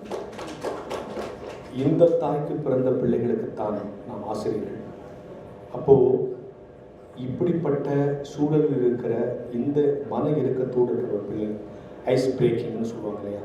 நான் இப்போ பேசும்போது நடுவில் ஜோக் அடிக்கணுன்றது என்ன காரணம்னா, இந்த அவை என் பேச்சுக்கு பின்னாலே வர வேண்டும். மனநிலை ரொம்ப முக்கியங்க, மனநிலை ரொம்ப முக்கியம். இங்கே கொஞ்சம் பெண்கள் தான் வந்திருக்காங்க. சும்மா ஒரு பேச்சு கேட்குறேன்.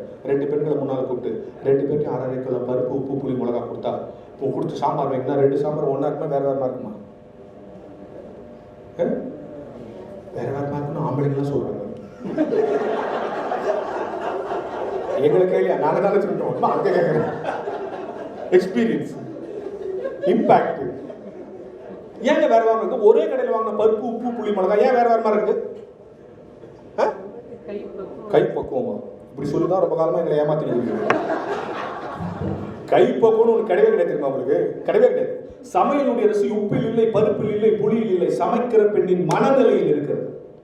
எங்கள் அம்மா சமைக்கும் போது என் பையனுக்கு சாம்பார்னா பிடிக்கும் போது நான் சூடாக போகணும், அவனுக்கு ரொம்ப பிடிக்கும் சாம்பார் அப்படின்னு சாப்பிட்டாங்கன்னா அந்த சாம்பார் வேற மாதிரி இருக்கும். சனி இதுக்கு வச்சு கொட்டியே வாழ்நாளெல்லாம் வீணா போகும் அப்படி சாப்பிட்டாங்கன்னா அந்த சாம்பார் வேற மாதிரி இருக்கும். சமையலுக்கே மனநிலை முக்கியம் என்று சொன்னால் வகுப்பறைக்கும் கல்விக்கும் மனநிலை முக்கியம் இல்லையா? எந்தெந்த நேரத்தில் எந்தெந்த உறுப்பு வேலை செய்யும் என்று விஞ்ஞானங்கள் இந்த நேரத்தில் தான் இந்த உறுப்பு வேலை செய்யும், இந்த நேரத்தில் தான் இந்த உறுப்பு வந்து விஞ்ஞானிகள் அறிவியல் டீச்சர் சொல்கிறாங்க. அப்போ இந்த நேரத்தில் தான் இந்த உறுப்பு வேலை செய்யணும், எந்த நேரத்தில் எந்த பாடத்தை நடத்தணுங்கிறது கூட ஒரு ஃபார்முலா இருக்குது சார். எல்லா நேரத்திலும் எல்லா பாடத்தையும் நீ சொல்லிட்டு போயிடுவேன், சிலபஸ் ஏவா முடிக்கிறது அப்படின்னு தான் அப்படிதான் சிரமம் தான். அதுலேயும் சொல்லி மனநிலை இந்த பேரிடர் காலத்தின் மானிட தேவை. நம்பிக்கையும் மனநிலையும் அடுத்த நூற்றாண்டுக்கு அதை நாம் தான் கொடுக்க முடியும். ஏனென்று சொன்னால் தினந்தோறும் நாம் 40 பிள்ளைகளுக்கு முன்னால் நிற்கவில்லை, நாளை சமுதாயத்திற்கு முன்னால் இருக்கிறோம். நன்றி, வணக்கம்.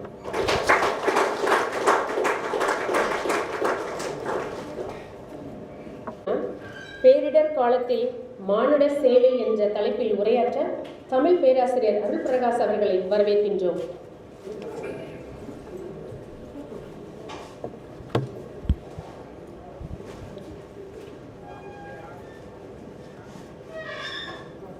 உலக அளவில் புகழ்பெற்றிருக்கின்ற லயோலா கல்லூரியினுடைய கத்தோலிக்க பேராசிரியர் பெருமன்றத்தினுடைய துவக்க விழாவிலே கலந்து கொண்டு ஒரு சில நிமிடங்கள் பேசுகின்ற வாய்ப்பினை பெற்றமைக்காக நான் பெருமகிழ்ச்சி அடைகிறேன். இந்த அரங்கத்தில் உட்கார்ந்திருக்கிறவர்கள் அல்லாது இணைய வழியில் பலர் இதை கேட்கிறார்கள் என்று எனக்கு சொன்னார்கள்.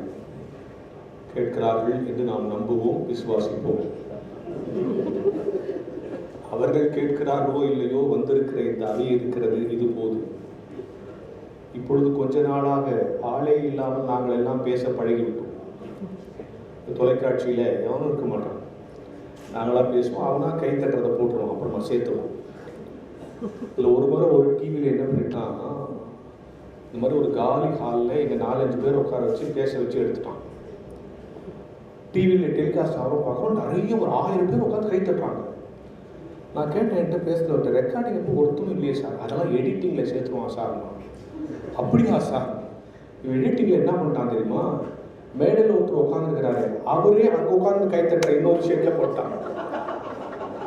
நான் சொன்ன, உலகத்திலே இப்படி ஒரு அதிசயம் நடக்காது. நீ பேசுறதுக்கு நீயே கை தட்டுற, ஒரே நேரத்தில் காட்டுற தொலைக்காட்சி நுட்பம்லாம் வளர்ந்துருச்சு. இன்னைக்கு அம்மாட்ட நான் கேட்டேன், நான் இறையெல்லாம் பேசணுமா, கல்வி தொடர்பாக பேசணுமா? அவங்க எவ்வளோ ஒரு புத்திசாலித்தனமான ஒரு பதில் சொன்னாங்க தெரியுமா? வெறும் எஜுகேஷன் பற்றி பேசினா அது எஜுகேஷன் செமினாராக போயிடும். வெறும் கல்வி இறையியலை பற்றி பேசினா அது ஸ்பிரிச்சுவல் டாக்காக போயிடும். ஏன் இறையியலும் கல்வியிலும் சேர்ந்து பேசுங்கயா அப்படின்னாங்க. அது எனக்கு ரொம்ப பிடிச்சிருச்சு. இறையியலும் கல்வியிலும் சேர்ந்து செய்தது தான் மிஷனரிகளுடைய வேலை. அதனுடைய தொடர்ச்சி தான் நீங்கள். இந்த சமூகத்திற்கு மிஷனரிகள் வந்தபோது இங்கே இறையியலை நேரடியாக போதிக்காமல் கல்வியோடு கலந்து போதித்தாங்க. அதுதான் மிஷனரிமார்களுடைய மிகப்பெரிய வெற்றி. என்ன தலைப்பு? இந்த அழைப்புதலில் தலைப்பு கொஞ்சம் மாற்றி போட்டிருக்கு. பேரிடர் காலத்தில் மானுட சேவை. சரியாக நான் ஒரு 35லிருந்து 40க்குள் நான் முடித்து விடுவேன். அவ்வளோ, அதுக்கு மேலே நான் பேச மாட்டேன். ஏன்னா ஐ எம் ஆல்சோ டீச்சர். பேசுறது எவ்வளோ கஷ்டம்னு தெரியும். இதில் இன்னொரு விஷயம், நீங்களும் பல புத்தகங்கள் படிச்சிருப்பீங்க. அட்லீஸ்ட் இங்கே வந்து பேசியிருக்க மாட்டீங்களே தவிர உங்களுக்கும் இதில் நான் சொல்ல போகிறதெல்லாம் ரொம்ப புதுசாக இருக்கேன் தெரியும். நான் ஒரு தடவை 9th பாடம் நடத்துகிறேன். நான் பாடம் நடத்தினேன். ஒரு சென்டென்ஸ் நடத்தோம்னா முதல் வருஷத்தில் நான் பக்கத்தில் இருக்கிறவன் என்னவோ சொல்கிறான், சிரிக்கிறான். திருப்பி நான் அடுத்த சென்டென்ஸ் நடத்தினோம்னா பக்கத்தில் இருக்கிறவன் என்னவோ சொல்கிறான், சிரிக்கிறான். நான் உடனே ஓகே, என்ன நான் ஒவ்வொரு நடத்துகிறேன், எல்லாம் கவனிச்சுக்கிறாங்க, நீ இன்னும் சொல்கிறான், அவன் சிரிக்கிறான், நீ இன்னும் சொல்கிறேன்னா அது சொன்னாங்க. சார், நீங்கள் அடுத்தது இதான் சொல்ல போகிறீங்க, நீங்கள் கரெக்டாக சொல்கிறான் சார். இந்த பேரை நடத்தணுன்னு இதான் சொல்லுவார் பாரு அப்படின்னு கரெக்டாக சொல்கிறான் சார். எப்படின்னா அவன் போன வருஷம் ஃபெயில் ஆகி உட்காந்துக்கிறான். அதனால் அவனுக்கு போன வருஷம் நடத்ததெல்லாம் தெரியும். அதனால் இப்போ நான் புதுசாக சொல்ல போகிறது ஒன்றும் இல்லை. இந்த தலைப்பு பற்றி பேரிடர் காலத்தில் மானுட சேவை என்று இந்த அழைப்புதலில் போடப்பட்டிருக்கிறது. அதனால் நம்ம தலைப்பு என்னென்னா மானிட தேவை. பேரிடர் காலத்தில் மானிட தேவை. இப்போ அவங்க ஒரு அழகாக கவிதையில் ஒரு சொன்னாங்க, இணையத்தின் வழியே இதயத்தில் நுழைந்து. நம்மெல்லாம் இணையத்தின் வழியே மாணவர்கள் இதயத்தில் நுழைஞ்சிட்டோமா? அவங்க சொன்னாங்க, இல்லை கவனிச்சிங்களா? இணையத்தின் வழியே. அந்த இணையத்தில் படுற பாடு நமக்கு தான் தெரியும். நீங்கள் காலேஜ் பசங்களாவது ஒரு ஸ்டில்ல வச்சுட்டு போயிடுவோம், நீங்கள் அவன் இருக்கிற மாதிரி நினச்சி பாடம் எடுத்துக்கிட்டீங்க. இந்த ஸ்கூல் பசங்களுக்கு ஜூம் நடத்துறது பாருங்க. இப்போ காலேஜ் அந்த எல்கேஜி யூகேஜி பசங்களுக்குலாம் ஜூம் வச்சு +1 +2 நடிச்சா கூட பரவாயில்ல, 1வது 2வதுலாம் வச்சு இந்த மிஸ் எழுச்சோடனே ஆ சொல்லுன்னு அவங்க அம்மா பல்வழக்கிறது ஈ சொல்லுன்னு வந்தாங்க வீட்டில். இவன் சொல்லுவானா ஈ சொல்லுவானா? இவ்வளவு சிரமங்கள் இருக்கிற ஒரு காலகட்டத்தில் நம்ம வாழ்ந்துட்டு இருக்கோம். எது பேரிடர்? ஊரை புரட்டி போடுகிற புயல் பேரிடர். எல்லைகளை மாற்றி போடுகிறதே ஆழிப்பேரலை, அது பேரிடர். வாயை பிளந்து நிற்கிறதே பூமி நிலநடுக்கம், அது பேரிடர். வீட்டுள் நம்மை முடக்கி போடுகிறதே பெருவெள்ளம், அது பேரிடர். இந்த வரிசையில் இந்த பெருந்தொற்றை ஏன் சேர்த்தார்கள்? மனிதனை இயங்க விடாமல் தடுக்கிற எல்லாம் பேரிடர். மனிதனை இயங்க விடாமல் தடுக்கிற எல்லாம் பேரிடர். அதுல இந்த பேரிடர், இந்த நோய்க்கு என்ன, ஏதோ நோய் வந்துச்சு, இந்த நோய்க்கு என்ன பிரச்சனை, 3 சென்டென்ஸ் கூட சேர்த்து சொல்லிட்டான். நம்பர் 1 எடுத்தோன்னு சொல்லிட்டான் இதுக்கு மருந்து கிடையாது. எடுத்தோன்னு சொல்லிட்டான் இது மருந்து கிடையாதுன்னு சொல்லிட்டான். அதுக்கப்புறம் வாட்ஸ்அப்ல டெய்லி ஒரு மருந்து சொல்லுங்க. அது வேற விஷயம். பெருங்காயத்தை போடு, இத்தை போடு, சுக்கத்தோடு எல்லாத்தையும் போட்டு இன்னொன்று மருந்து எவனோ சொல்லுகிறான். ஆனால் இதுக்கு மருந்து கிடையாதுன்னு சொல்லிட்டான் முதல்ல. 2வது என்ன சொல்லிட்டான்னா இது தொற்றும்னு சொல்லிட்டான். ஒரு பையன் கிட்ட வர மாட்டாங்கிறான். சொந்த காரணம் நோய் வந்துச்சுன்னு சொல்லிட்டா ஃபோன் கூட பண்ண மாட்டான், ஃபோன் வழியாக வந்துருமோ அப்படின்ட்டு சொல்லி தொற்றுன்னு சொல்லிட்டான். 3வது இந்த நோயினுடைய மிகப்பெரிய பிரச்சனை என்னன்னா ரகசியமாக வச்சுக்க முடியாது. கவர்மெண்ட்டுக்கு தெரிஞ்சு, கார்பரேஷனுக்கு தெரிஞ்சு, போலீஸ்காரனுக்கு தெரிஞ்சு, சென்ட்ரல் கவர்மெண்ட்டுக்கு தெரிஞ்சு, பிரதமர் தவிர எல்லாரும் தெரிஞ்சது நம்ம கொரோனா வந்து இல்லை. வீட்டு வாசலை தட்டி ஒட்டி, ஸ்டே ஒட்டி, எல்லாம் ஒட்டி நம்மளை மானத்தை எடுத்துட்டான். இதுதான் இந்த பிரச்சனை. இந்த 3 தான் இந்த நோய். இல்லைன்னா ரகசியமாக நம்ம போட்டு ஆஸ்பத்திரி போயிட்டு வந்து வீட்டில் நம்ம ஜுரம் வச்சுனா போய் தெரியுமா? ஏன்னா கொரோனா வந்துச்சுன்னா தட்டி போட்டுடுறோம். அந்த கார்பரேஷன் காரவரான் மருந்து அடிக்கிறான், அப்படி பண்ணுறான், இப்படி பண்ணுறான். அந்த வீட்டில் இருக்கிறவங்களாம் ஒரு மாதிரி பார்க்குறான். காய்கார வரமாட்டான், பால்கார வரமாட்டான். இதுதான். இதனால என் இயக்கத்தை முடிக்கிட்டது பேரிடர். அப்போ இந்த நாளில் இந்த பேரிடர் வந்தபோது வருமானம் போய்விட்டது, வாழ்வாதாரம் போய்விட்டது, வசதி போய்விட்டது, அதுவரை வாழ்ந்த வாழ்க்கை எல்லாம் போய்விட்டது. எல்லா துறையில் இருக்கிறவருக்கும் பிரச்சனை வந்தது. அப்போ கல்வித்துறைக்கு ஒரு பிரச்சனை வந்திருக்கு. இப்ப இந்த பேரிடர் காலத்துல கல்வித்துறை மாணவர்களுக்கு என்ன கொடுக்கணும்? பள்ளிக்கூடத்துக்கு வர முடியல, வரலன்னு நம்ம சொல்லிருக்கிறோம். இப்ப வர மாட்டேங்கிறோம், வரக்கூடாதுன்னு நம்மளே சொல்றோம். என்ன கொடுக்கணும்? நீங்க இன்னைக்கு எல்லா டிவிலையும் பாத்தீங்கன்னா 2 விஷயம் இருக்கும். ஒன்று காலையில் எழுந்தோன்னா ராசி பலன் சொல்கிறோம் இல்லை, இது இப்படி இருக்குது, இது அப்படி இருக்குது, இந்த ராசிக்கு இப்படி இருக்குங்க. அதுக்கு நிகராக இன்னொன்று சொல்லலாம். என்னென்னா மோட்டிவேஷனல் டாக். ஒரு பக்கம் ராசி பலன் ஒரு நாள், இது மோட்டிவேஷனல் டாக். இதுக்கு என்ன வித்தியாசம்? ஒன்றும் இல்லை.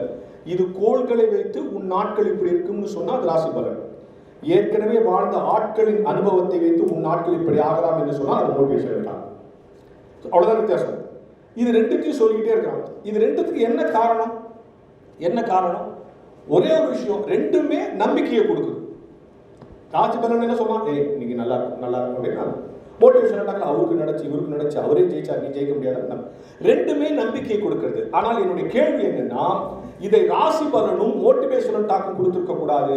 கல்வியும் இறையியலும் கொடுக்க வேண்டிய நம்பிக்கையை இது 2 கையில் எடுத்துச்சு. இது 2 கொடுக்க விட்டாதனால தான் என்ன பிரச்சனை? நம்ம நாட்டில் 3 விஷயத்த பேசக்கூடாதுன்னு சொல்லுவோம். அந்த எதை பேசக்கூடாதுன்னு சொன்னா அதனால தான் இந்த நாட்டில் பிரச்சனை. சொல்லவா? நம்பர் 1 பாலியல் விஷயத்துல பேசக்கூடாது. பாலியல் பற்றிய அறிவு மாணவனுக்கு இல்லாமல் போயிடுச்சு. அதனால தான் இவ்வளோ பிரச்சனை நடக்குது. 2வது மதத்தை பற்றி பேசாத, மதம் சார்ந்த புரிதல் இல்லாமல் போயிடுச்சு. 3வது அரசியல் பேசாத, எழுதிய வச்சா இங்கே அரசியல் பேசணும், அரசியல் சார்ந்த தெளிவு இல்லாமல் போயிடுச்சு. இப்போ எதில் பாலியல் அறிவு பேசக்கூடாதுன்னு சொன்னீங்க, பாலியல் அறிவு இல்லாமல் போயிடுச்சு. மதம் சார்ந்த புரிதல் பேசக்கூடாதுன்னு சொன்னீங்க, புரிதல் இல்லாமல் போயிடுச்சு. அரசியல் சார்ந்த தெளிவு இல்லாமல் போயிடுச்சு.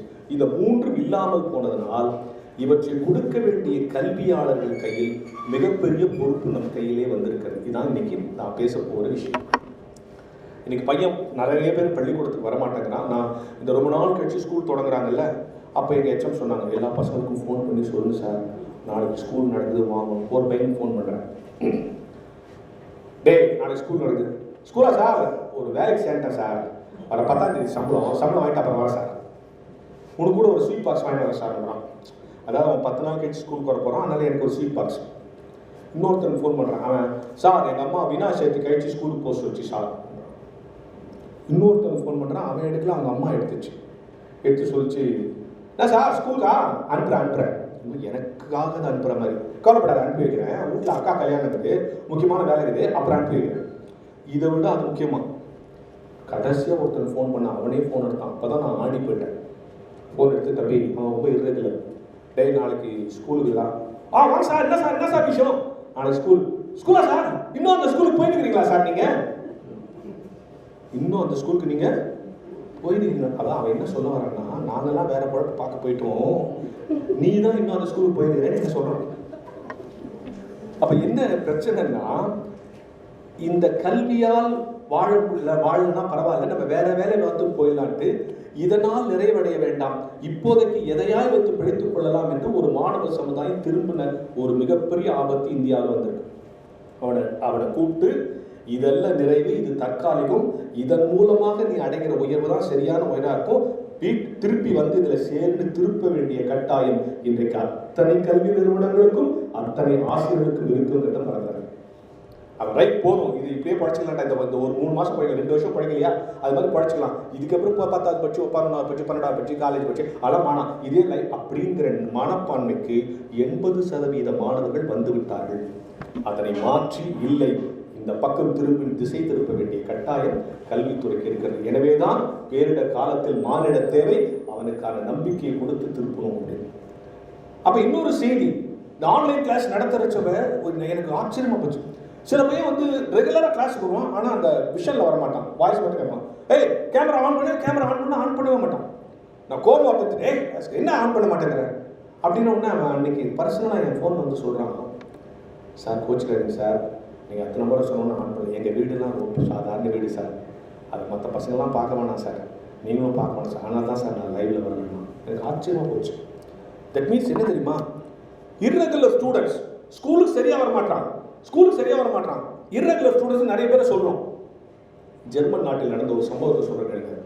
ஒரு மியூசிக் டீச்சருக்கு ஒரு பையன் ஃபோன் பண்ணுறான், மிஸ் நான் வந்து பியானோ கற்றுக்கணும்னு ஆசைப்பட்றேன். ஒன்று அவங்க சரி வாட்டாங்க. வந்தோடனே ஏன்டா பியானோலாம் கற்றுக்கிறேன், வயலின் கற்றுக்கோ. இல்லை மேடம் பியானோ தான் கற்றுக்கணும். ஏன், எங்கள் அம்மாவுக்கு நான் பியானோ வாசித்து பார்க்கணும் கேட்கணும்னு ஆசை, அதெல்லாம் நான் பியானோ கற்றுக்கிறேன். ஓகே சேர்த்துட்டாங்க. பட் சேர்த்ததுக்கு பிறகு அவன் என்ன பண்ணுறான், சரியாக வரமாட்டேங்கிறான், ரெகுலராக வரமாட்டேங்கிறான். அவன் ஒரு இர்ரெகுலர் ஸ்டூடெண்ட்டாக இருக்கான், சரியாகவும் படிக்க மாட்டேங்கிறான். இந்த மாதிரி திட்டி பார்த்துச்சு. சரி, அப்புறம் கொஞ்ச நாள் நின்று போயிட்டான். இந்த மிஸ் நடந்துச்சு, அம்மாவுடைய கம்பல்ஷனால மியூசிக் கற்றுக்க வந்தான். சரி நின்றுட்டான், விட்டாச்சு. அந்த இயர் முடிய போகுது. அந்த இயர் முடிஞ்சது கிராஜுவேஷன், அது மியூசிக் படுத்தவங்க கிராஜுவேஷன் ஒரு மியூசிக் ப்ரோக்ராம் நடத்தி அவனுக்கு சர்டிஃபிகேட்லாம் கொடுப்பாங்க. 2 நாளைக்கு முன்னாடி அந்த பையன் ஃபோன் பண்ணுறான், மிஸ் அந்த ஃபங்க்ஷனில் வந்து நான் வாசிக்கட்டுமா.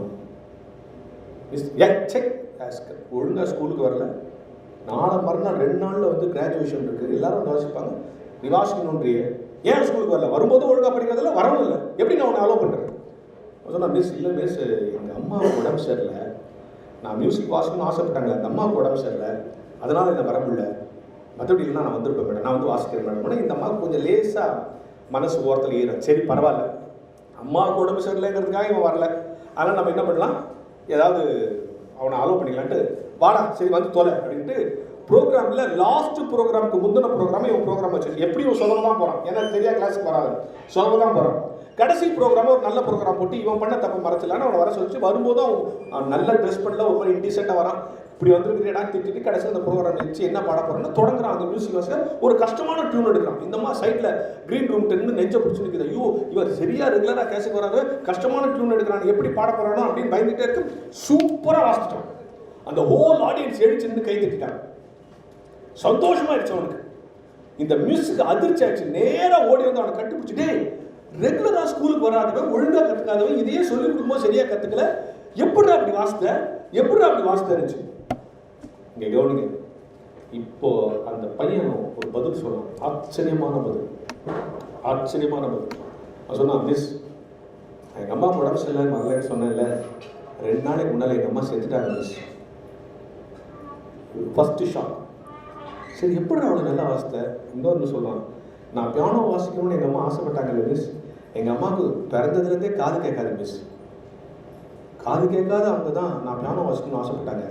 இப்போ அவங்க இறந்துட்டாங்கல்ல, பரலோகத்துக்கு போயிடுவாங்கல்ல, அங்கேருந்து நிச்சயம் மியூசிக் கேட்பாங்கல்ல, அவங்க கேட்பாங்கிறதுக்காக தான் மிஸ் இவ்வளோ நல்லா நான் வாசித்தேன் அப்படின்னு சொல்லி.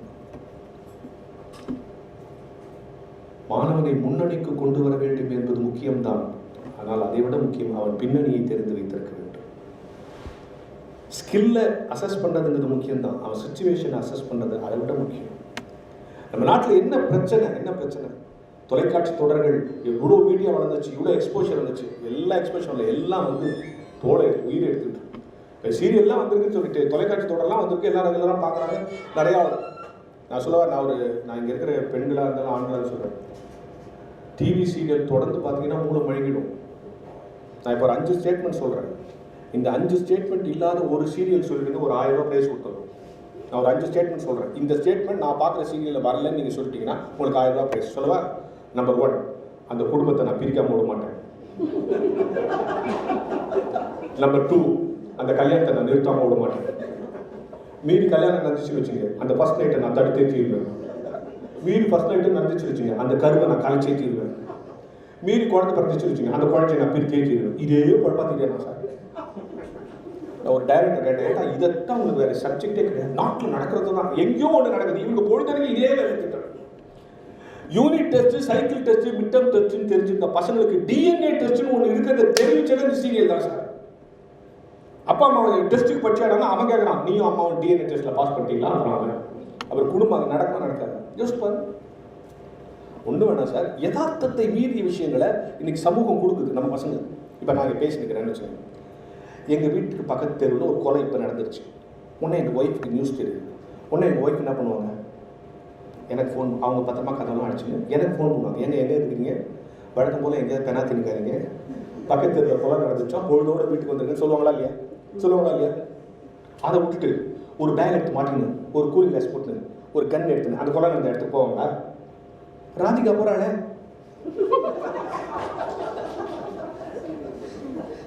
என்ன சார் நான் நடந்தது தானே சார் சொல்றேன். நம்ம நடக்குமா சார்? இது ஒரு கூலிங் கிளாஸ் எடுத்து போட்டு ஒரு பேக் எடுத்து போட்டு போறாங்க, நம்ம ஆள் பார்க்கலாம். இந்த யதார்த்தங்களிலிருந்து இந்த பிள்ளைகள் மீட்க வேண்டிய கட்டாயமும் அவசியமும் கல்வித்துறை கையில் தான் இருக்கு சார். நாங்க என்ன சார் பண்றது? யோசித்து பாருங்க. நான் இந்த டீச்சர்ஸ் மீட்டிங்லாம் போகும்போது சொல்றது, தெளிவா இந்த நாட்டில் நிறைய விஷயத்த நிறைய பேர் சொல்லாததுனால தான் பிள்ளைங்களுக்கு பாதி குழப்பம். ஒன்று, மெட்ராஸ்லாம் சில வீடுங்கள்லாம் காலையில் வீட்டுக்குள்ளே போனால் வீட்டுக்குள்ளேயே ஓடிக்கிட்டே இருப்பாங்க. அது அந்த வீட்டில் ஸ்கூலுக்கு போகிற ஒரு குழந்தை வச்சு வச்சுங்க, நீங்கள் செத்திங்க, ஷூவை காணும், சாக்ஸ் காணும், டையை காணும், அதை காணும், இதை காணும். சில தாய்மார்க்கு குழந்தைக்கு சோறு விட்டுறதை பார்த்தா நீங்கள் ஜென்மத்துக்கு சாப்பிட மாட்டீங்க. அப்படி வலிச்சு போட்டு தின்னு ஆட்டோக்காரன் தின்னு ஆட்டோ வரைக்கும் துரத்திக்கிட்டே போய் ஊட்டி ஒரு நாள் வராமல் அவசரத்தில் ஆட்டோக்காரன் கூட்டி வச்சு அவன் சாப்பிட்டுட்டு நாளைக்கு வரட்டான்ட்டு போகிறான். அந்த டையை போட்டு இப்படி இறுக்கி கட்டி அந்த குழந்தைய கொண்டு ஆட்டோக்களை திரிச்சு அந்த ஆட்டோ கொண்டு அப்படியே ஸ்கூலுக்குள்ள கூட்டி அங்கே ஒரு மிஸ் இருக்க உள்ள நோண்டு கீப் குவாய்ட் அப்படின்னும். குழந்தைங்க பேசணும்னு தான் நம்ம ஸ்கூலுக்கு அனுப்புவோம். அதனால தான் 3:30 மணிக்கு தமிழ்நாடு முழுக்க இருக்கிற எல்லா ஸ்கூல் வாசலும் நின்று பாருங்க, பெல் அடிச்சோன்னா எல்லா பேரும் தீ பிடிச்ச வீட்டுலேருந்து தச்சோடு இறங்க வந்து எவனாவது நின்று நிதானமாக இருந்து பார்த்துக்கிங்களா?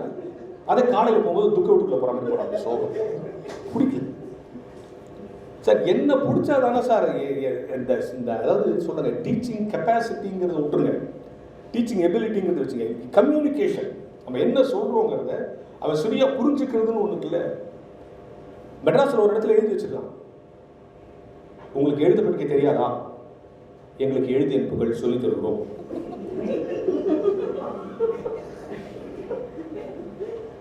கொஞ்சம் பேர் சிரிக்கிறாங்க, கொஞ்சம் பேர் சிரிக்கல. ஏன் தெரியுமா? சில பேருக்கு அது ரைட் மாதிரியே தெரியுது. ஏன் சிரிக்கிறாங்க? ஓ தப்பா, நமக்கே லேட்டா தான் புரியுது. அப்போ என்ன விஷயம்னா, இப்போ நான் பேசுகிறேன்ல சார், இப்போ நான் பேசிக்கிட்டே ஒரு இடத்துல நீங்கள் கவனிங்க ப்ரொஃபஸர்ஸ், உங்களுக்கு நான் சொல்ல தேவையில்லை. கிளாஸ் ரூமில் பையனை ஹேண்டில் பண்ணுறதுக்கு ஒரு கலை. நான் பேசிக்கிட்டே இருக்கும்போது திடீர்னு செந்தமிழில் வந்து திடீர்னு கலோக்கியல் வர. ஏன் தெரியுமா? என்ன இந்த அவை என் கையில் இருக்கணும். 3/4 மணி நேரம் இந்த அவைக்கு நான் என்ன கொடுக்க வேண்டும் என்பதோ அதை சலிப்பு ஏற்படுத்தாமல் கொடுக்கணும் சார். மெட்ராஸில் ஒரு இடத்துல 1 மணி நேரம் ஒருத்தர் பேசினே இருக்கிறான் சார். 1.5 மணி நேரம் பேசினு இருந்தான். கூட்டத்தில் வந்து ஒருத்தன் எழுந்தான், பேக்கெட் வந்து துப்பாக்கி எடுத்தான். இந்த சைடு குண்டு எடுத்து ஒவ்வொரு துப்பாக்கி அந்த குண்டை எப்படி போட்டான். அவனை பார்த்துக்கேன். உன்னை சுற்றாத, நான் பேச்சு நிறுத்திடுறேன்னா அவன் சொன்னான், உன்னை சுட போவதில்லை, உன்னை இங்கே ஒருத்தன் கூட்டு வந்தான் பாரு. அதாவது நான் சரியா இப்ப பேசலன்னா விளங்கிடுச்சா? நம்பிக்கை. அந்த எந்த நம்பிக்கை? நான் சரியா பேசல, இவங்க யாரும் என்ன ஒண்ணு செஞ்சிட மாட்டாங்கன்னு நம்பிக்கை. இதான் சிக்கல். அப்போ இன்னைக்கு இருக்கிற இந்த மாணவர்கள் வாழ்வாதாரம் போச்சு சார். சாவுக்கு ஸ்கோர் போர்டு போட்ட சேனல் எல்லாம் நம்ம பார்த்தோம். டெய்லி போட்டாங்க, இத்தனை பேர் இந்த ஊர்ல செத்தான், இத்தனை பேர் இந்த ஊர்ல செத்தான், இத்தனை பேர் இந்த ஊர்ல செத்தான்னு சொல்லி. அப்ப இந்த நோய் கொடுத்திருக்கிற மிகப்பெரிய வரம் நான் என்ன கருதுகிறேன், இந்த மாணவர்கள் மத்தியில் ஒரு பெரிய கேப் வந்துச்சு. ஸ்கூலுக்கும் பிள்ளைங்களுக்கும் ஒரு கேப் வந்துச்சு, பேரண்ட்ஸுக்கும் ஸ்கூலுக்கும் ஒரு கேப் வந்துச்சு. இப்போ அவங்களை வந்து பள்ளிக்கூடத்துக்கு கூப்பிடுன்னு போது கவர்மெண்ட்லாம் சொல்லுவாங்க, நீங்கள் எடுத்து ஒன்று பாடலாம் நடத்தாதீங்க. நாங்கள் எப்போவுமே பாடம் நடத்ததில்லை, நீ தான் எடுத்து ஒன்று பாடலாம் நடத்தாதீங்க. அவனை அப்படியே மோட்டிவேட் பண்ணுங்க, அவன் நம்மளை விட தெளிவாக வரான். அது சில ஸ்கூல்லலாம் சார் திடீர்னு D1 வந்துடும் ஸ்கூலில். கேட்டிங்களா? உடனே ஹெச்எம் என்ன பண்ணாமல் ஒரு பையனை விட்டு சொல்லி அனுப்பாங்க எல்லா கிளாஸுக்கும் டி வந்துக்கிறேன், டி வந்துக்கிறேன், டி வந்துக்கிறேன். அவன் ஒரு கிளாஸாக சொல்லுவான் டி வந்துக்கிறேன், டி வந்துக்கிறேன். சில டீச்சருக்கு திடீர்னு டிஓ வந்தால் கையும் ஓடாது காலும் ஓடாது. போட தொடடா, இன்னைக்கு என்ன தேதி, நான் என்ன சப்ஜெக்ட் டீச்சரானு பையனை கேட்பாங்க. டென்ஷனில் மறந்துடுவாங்க. அவன் சொல்லுவான், நீ சயின்ஸ் டீச்சர் ஒன்றும் கவலைப்படாத, வாங்க. அச்சா திடீர்னு டிஓ உள்ள வந்துடுவார். என்ன மாதிரி ஒரு தமிழ் வாத்தியார் அப்பாவை பாடம் எடுத்து ஒரு மணி டிஓ. என்ன பீரியட்?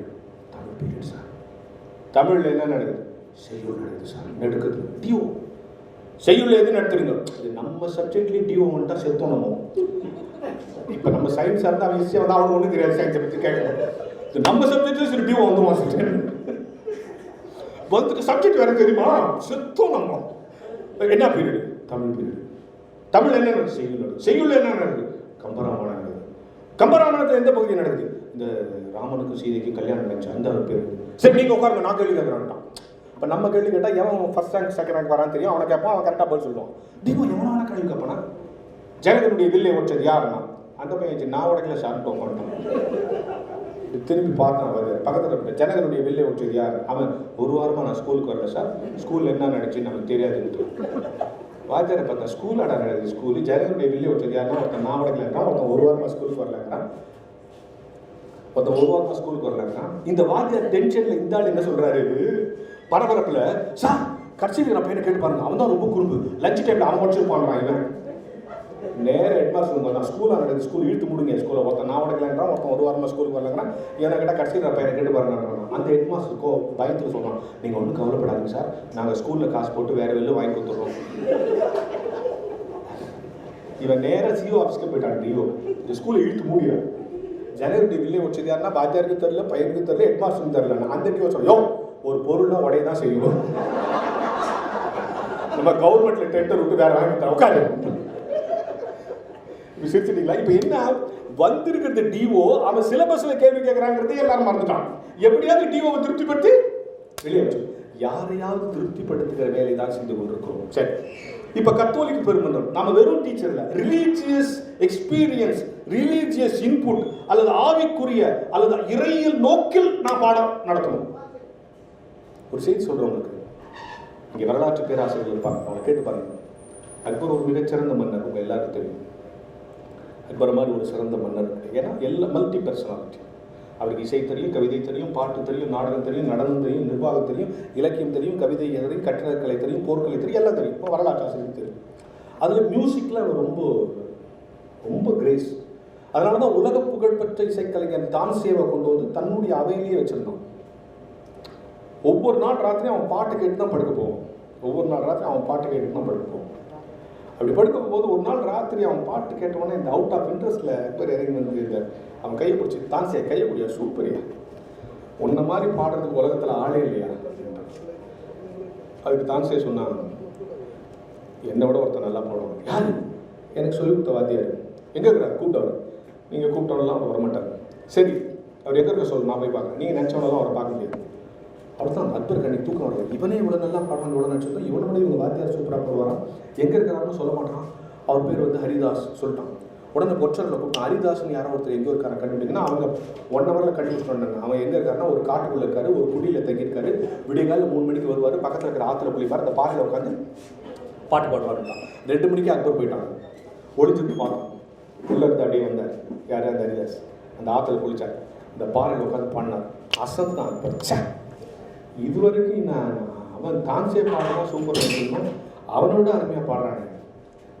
அடுத்த நாள் வந்து அரண்மனையில் சொன்னான் தான்சே, யோ இங்கே வா, உங்கள் வாத்தியாரை நான் பார்த்துட்டேன், உன்னை விட அருமையாக பாடுறாருயா, உண்மையிலேயே பெரிய ஆள் தானே அப்படின்னு சொல்லிட்டு அக்பர் ஒரு கேள்வி கேட்டான். ஆமாம், நீ அவர்கிட்ட தானே கற்றுக்கிட்ட, நீ ஏன் அவரை மாதிரி பாட மாட்டேற? நீ அவர்கிட்ட தானே கற்றுக்கிட்ட, நீ ஏன் அவரை மாதிரி பாட மாட்டேற? அதுக்கு தான்சே ஒரு பதில் சொன்னானாம். அந்த பதில் தான் இந்த நிகழ்வினுடைய முத்தாய்ப்பு. தான்சே சொன்னானா, ஆமாங்கய்யா, நான் அவர்கிட்ட தான் கற்றுட்டேன், ஆனால் நான் அவரை மாதிரி பாட முடியாது. ஏன் தெரியுமா? நான் உங்களை திருப்திப்படுத்த பாடுறேன், அவன் கடவுளை திருப்திப்படுத்த பாடுறான்னு சொன்னான். என் பணி, என் செயல், என் நோக்கம், என் சிந்தனை என்னை ஆசிரியராக அழைத்த இறைவனை திருப்திப்படுத்த முயற்சி செய்யும் என்று சொன்னால் என் பணி வெற்றியடையும். என் பேச்சு, என் எழுத்து, என் சிந்தனை, என் கருத்து, மாணவர்களுக்கான என் அணுகுமுறை, எப்படி கொண்டு போய் சேர்க்க வேண்டும் என்று நித்தம் நான் தீர்மானிக்கிற விஷயங்கள் என்னை ஆசிரியனாக அழைத்திருக்கிற இறைவனை திருப்திப்படுத்த வேண்டும் என்பதுதான் இந்த கத்தோலிக்க பேராசிரியர் பெருமன்றத்துக்கு நான் வைக்கிற மிகப்பெரிய செய்தி. இந்த உலகத்தில் எத்தனையோ உயிர்கள் படைத்திருக்கிறார்கள், அதை நாம் மனிதர்களாக படைத்ததற்காக இறைவனுக்கு நன்றி செலுத்த வேண்டும். எத்தனையோ மனிதர்கள் பிறந்திருக்கிறார்கள், அவர்களை ஆசிரியராக நாம் அழைத்ததற்கு இறைவனுக்கு நன்றி செலுத்த வேண்டும். எத்தனையோ ஆசிரியர்கள் வேலை கிடைத்திருக்கிறது, ஒரு கிறிஸ்தவ நிறுவனத்துக்குள்ளேயே ஆசிரியராக வேலை கிடைப்பது அதைவிட சிறந்த அழைப்பு. அதை பெற்றவர்களாக நாம் வாழ்ந்து கொண்டிருக்கிறோம் என்பதுதான் இந்த நிகழ்வின் மூலம் நான் சொல்ல செய்கிறேன். எனவே நான் ஆரம்பத்தில் சொன்னேன், நம்பிக்கை எழுந்திருக்கிறான் மாணவன், நம்பிக்கை கொடுங்கள். இரண்டாவது, உங்கள் பணியிலே இறைவனை திருப்திப்படுத்துங்கள். மூன்றாவது, கடைசியாக தான் இந்த உரையினுடைய முடிப்பாக நான் சொல்ல விரும்புகிறேன். என்ன இங்கே சிக்கல்னு சொன்னா, இன்னைக்கு பையன் 3 விதமான ஸ்கூல்ஸ் இருக்கு. சில ஸ்கூல்ல இலவசமாக எல்லாம் கொடுக்குறாங்க. நான் 9வது படிக்கும்போது பல்பொடி கொடுத்தான் சார், ஃப்ரீயா எல்லாத்துக்கும் பல்பொடி கொடுத்தான். நம்ம எல்லாரும் போய் என்ன கேட்டுருக்கோம், கவர்மெண்ட் நாங்கள் என்ன பல் வேலை கம்மியாகிறோம், என்னத்துக்கு எங்களை பல்பொடி கொடுத்து எங்களை கேவலப்படுத்துறேன் அப்படின்லாம் கேட்கல. இல்லை 2 கொடு 3 கொடுன்னு வாங்கி போயிட்டான். கவர்மெண்ட்டில் எது கொடுத்தா வாங்கி பழகிட்டேன். பல்பொடி ஸ்கூல் பசங்களெல்லாம் கொடுத்துட்டு இந்த கவர்மெண்ட்டில் அதுவும் கூட ஒரு சர்க்குலர் அனுப்பிச்சான், பல் எப்படி வளர்க்க வேண்டும். தமிழ் ஆசிரியர்லாம் எக்ஸ்பிளைன் பண்ணுவோம் போய். அந்த சர்க்குலர் இன்னும் பத்திரமா வச்சுக்கிறேன். அதில் வச்சுக்கிறேன், நம்பர் 1 பல்பொடி எடுக்க வேண்டும், இன்னும் அதுவாக வருமா. நம்பர் 2 உள்ளங்கையில் கொட்ட வேண்டும். நம்பர் 3 பல்பொடியை எடுத்த இடத்திலேயே வைத்து விட வேண்டும். நம்பர் 4 ஆள்காட்டுகளை எடுத்துக்கொள்ள வேண்டும். நம்பர் 5 உள்ளங்கையில் வைத்து அழுத்த வேண்டும். நம்பர் 6 உள்ளும் புறமும் தேய்க்க வேண்டும். அப்போ சுத்தமான தண்ணீரில் கொப்பளிக்க வேண்டும். கடைசியில் உங்களுக்கு கொடுத்தா பாருங்க, அதான் சூப்பர். கொப்பளித்த தண்ணீரை துப்பிவிட வேண்டும். இதெல்லாம் கொடுத்து பையனை ஸ்கூலுக்கு வா. இப்போ இதெல்லாம் ஏன் கொடுக்குறான்னு பையனுக்கு தெரியணுமா? ஏன் நோட்டு கொடுக்குறான்? நோட்டு இல்லை, அதனால் நான் ஸ்கூலுக்கு வர மாட்டேன், நாங்கள் நோட்டு கொடுக்குறோம் வா. புக்கு இல்லை, நாங்கள் புக்கு கொடுக்குறோம், ஸ்கூலுக்கு வா. எங்கள் வீடு தூரமாகுது, நாங்கள் சைக்கிள் கொடுக்குறோம், ஸ்கூலுக்கு வா. இல்லை எங்கள் வீடு இன்னும் தூரமாகுது, நாங்கள் பஸ் பாஸ் கொடுக்குறோம், ஸ்கூலுக்கு வா. எனக்கு ட்ரெஸ் இல்லை, நாங்கள் யூனிஃபார்ம் கொடுக்குறோம், ஸ்கூலுக்கு வா. எனக்கு சாப்பாடு இல்லை, நாங்கள் மத்தியானம் சாப்பாடு போடுறோம், ஸ்கூலுக்கு வா. இதெல்லாம் எது கொடுக்குறது? ஸ்கூலுக்கு வர்றதுக்கு. பையன் இத்தனையும் வாங்கி முதல் கேள்வி கேட்குறான், நாளைக்கு ஸ்கூல் லீவா சார் அப்படின்னா. இதெல்லாம் லீவ் விடுறதுக்கா கொடுக்குறது? ஸ்கூல் வர்றதுக்கு கொடுக்குறது இல்லையா? இப்போ இன்னும் சிக்கல் என்னன்னா, இன்னைக்கு நீங்கள் ஸ்டூடெண்ட்ஸ் லெவல் பெரிய லெவல் வந்திருக்கீங்க. இப்போ இன்னைக்கு இருக்கக்கூடிய யங்ஸ்டர்ஸ், இன்னைக்கு இருக்கக்கூடிய கல்லூரிக்கு வர நீங்கள் யோசிச்சு பாருங்க. சினிமா, நான் தொலைக்காட்சி சொன்னேன், சினிமா ஒரு பிம்பத்தை எடுத்து காலேஜுக்கு வந்தால் சந்தோஷமா இருக்கலாம் அப்படின்ற மாதிரி ஒரு மென்டாலிட்டியை உருவாக்கியாச்சு. எனக்கு எங்கள் ப்ரொஃபஸர் நான் படிக்கும்போது சொன்னார், நான் தமிழாசிரியர் பயிற்சி சைதாப்பேட்டை டீச்சர்ஸ் காலேஜில் படித்தேன். மு கோவிந்தராசன், அன்பில் தர்மலிங்கம் அமைச்சர், அவங்களுடைய பிரதர் தான் எனக்கு தமிழ் பேராசிரியர். அவர் சொன்னார், பாய் ஸ்கூலில் ஒழுங்காரு, ஏன்னா காலேஜுக்கு போனால் உன்னை யாரும் கண்டுக்க மாட்டாங்க. அவர் சொன்னார், ஏன்னா நீ போகிற அன்றைக்கி ப்ரொஃபஸர் வரமாட்டார், ப்ரொஃபஸர் வர அன்றைக்கி நீ போக மாட்டார், 2 பேரும் சேர்ந்து போகிற அன்றைக்கி காலேஜ் ஸ்ட்ரைக்குன்னு சொல்லுவோம். இப்படியே போயிடும், ஆனால் நீங்கள்லாம் இப்படியே படிங்கன்னு எங்களுக்கு சொல்லி வச்சார். யோசித்து பாருங்க. அதே மாதிரி தான் சினிமாவில் என்ன காமிச்சிட்டான், ஒவ்வொரு டீச்சரையும் ஒவ்வொரு மாதிரி காமிச்சிட்டான். எப்படின்னா, சயின்ஸ் டீச்சர்னா சுறுசுறுப்பாக இருப்பாங்க, மேத்ஸ் டீச்சர்னா ஸ்ட்ரிக்டாக இருப்பாங்க, சோஷியல் சயின்ஸ் டீச்சர்னா மந்தமாக இருப்பாங்க, இங்கிலீஷ் டீச்சர்னா ஸ்டைலாக இருப்பாங்க, தமிழ் டீச்சர்னா காமெடியாக இருப்பாங்கன்னு சினிமாவில் காமிச்சிட்டான். இதே பிம்பத்தோட தான் பையன் பள்ளியாக இருந்தாலும் சரி, கல்லூரியாக இருந்தாலும் சரி. அப்போது கோர்ட்டு, பள்ளிக்கூடம், போலீஸ் ஸ்டேஷன் இவைகளெல்லாம் சினிமாவில் காட்டுற மாதிரி நிஜத்தில் இருக்காதுங்கிற யதார்த்தத்தை சொல்கிறதுக்கே ஒரு காலகட்டத்தை நாம் கடந்து வர வேண்டியிருக்கு இல்லையா? கொஞ்ச நாளைக்கு முன்னாடி டி நகரில் வந்துகிட்டே இருக்கோம், ஷூட்டிங் நடக்குது, அந்த பக்கம் போகக்கூடாது, நான் காரணம் எடுத்துட்டான்.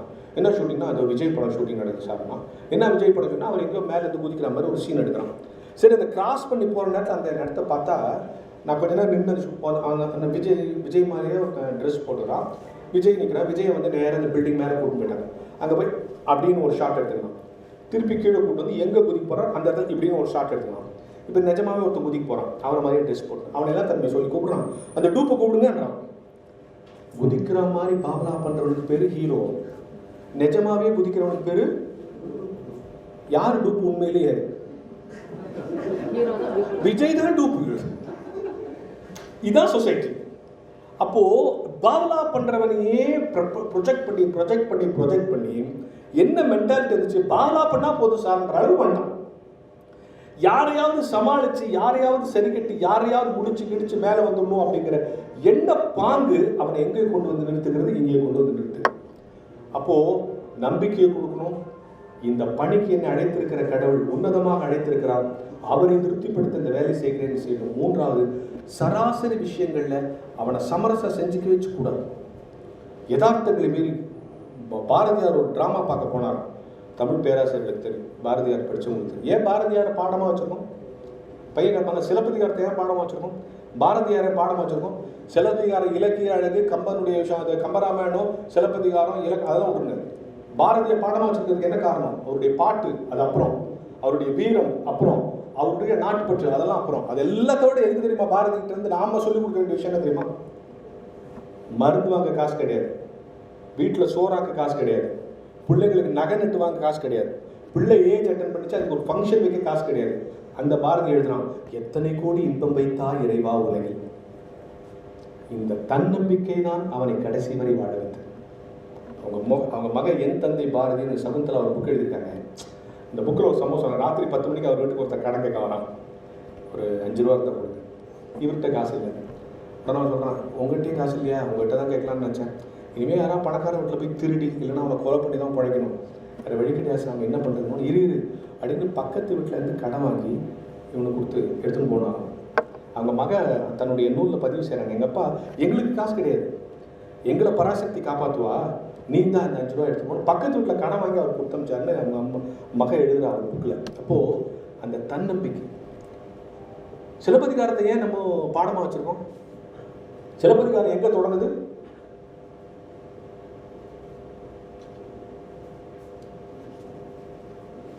சிலப்பதிகாரம் எங்கே தொடங்குது?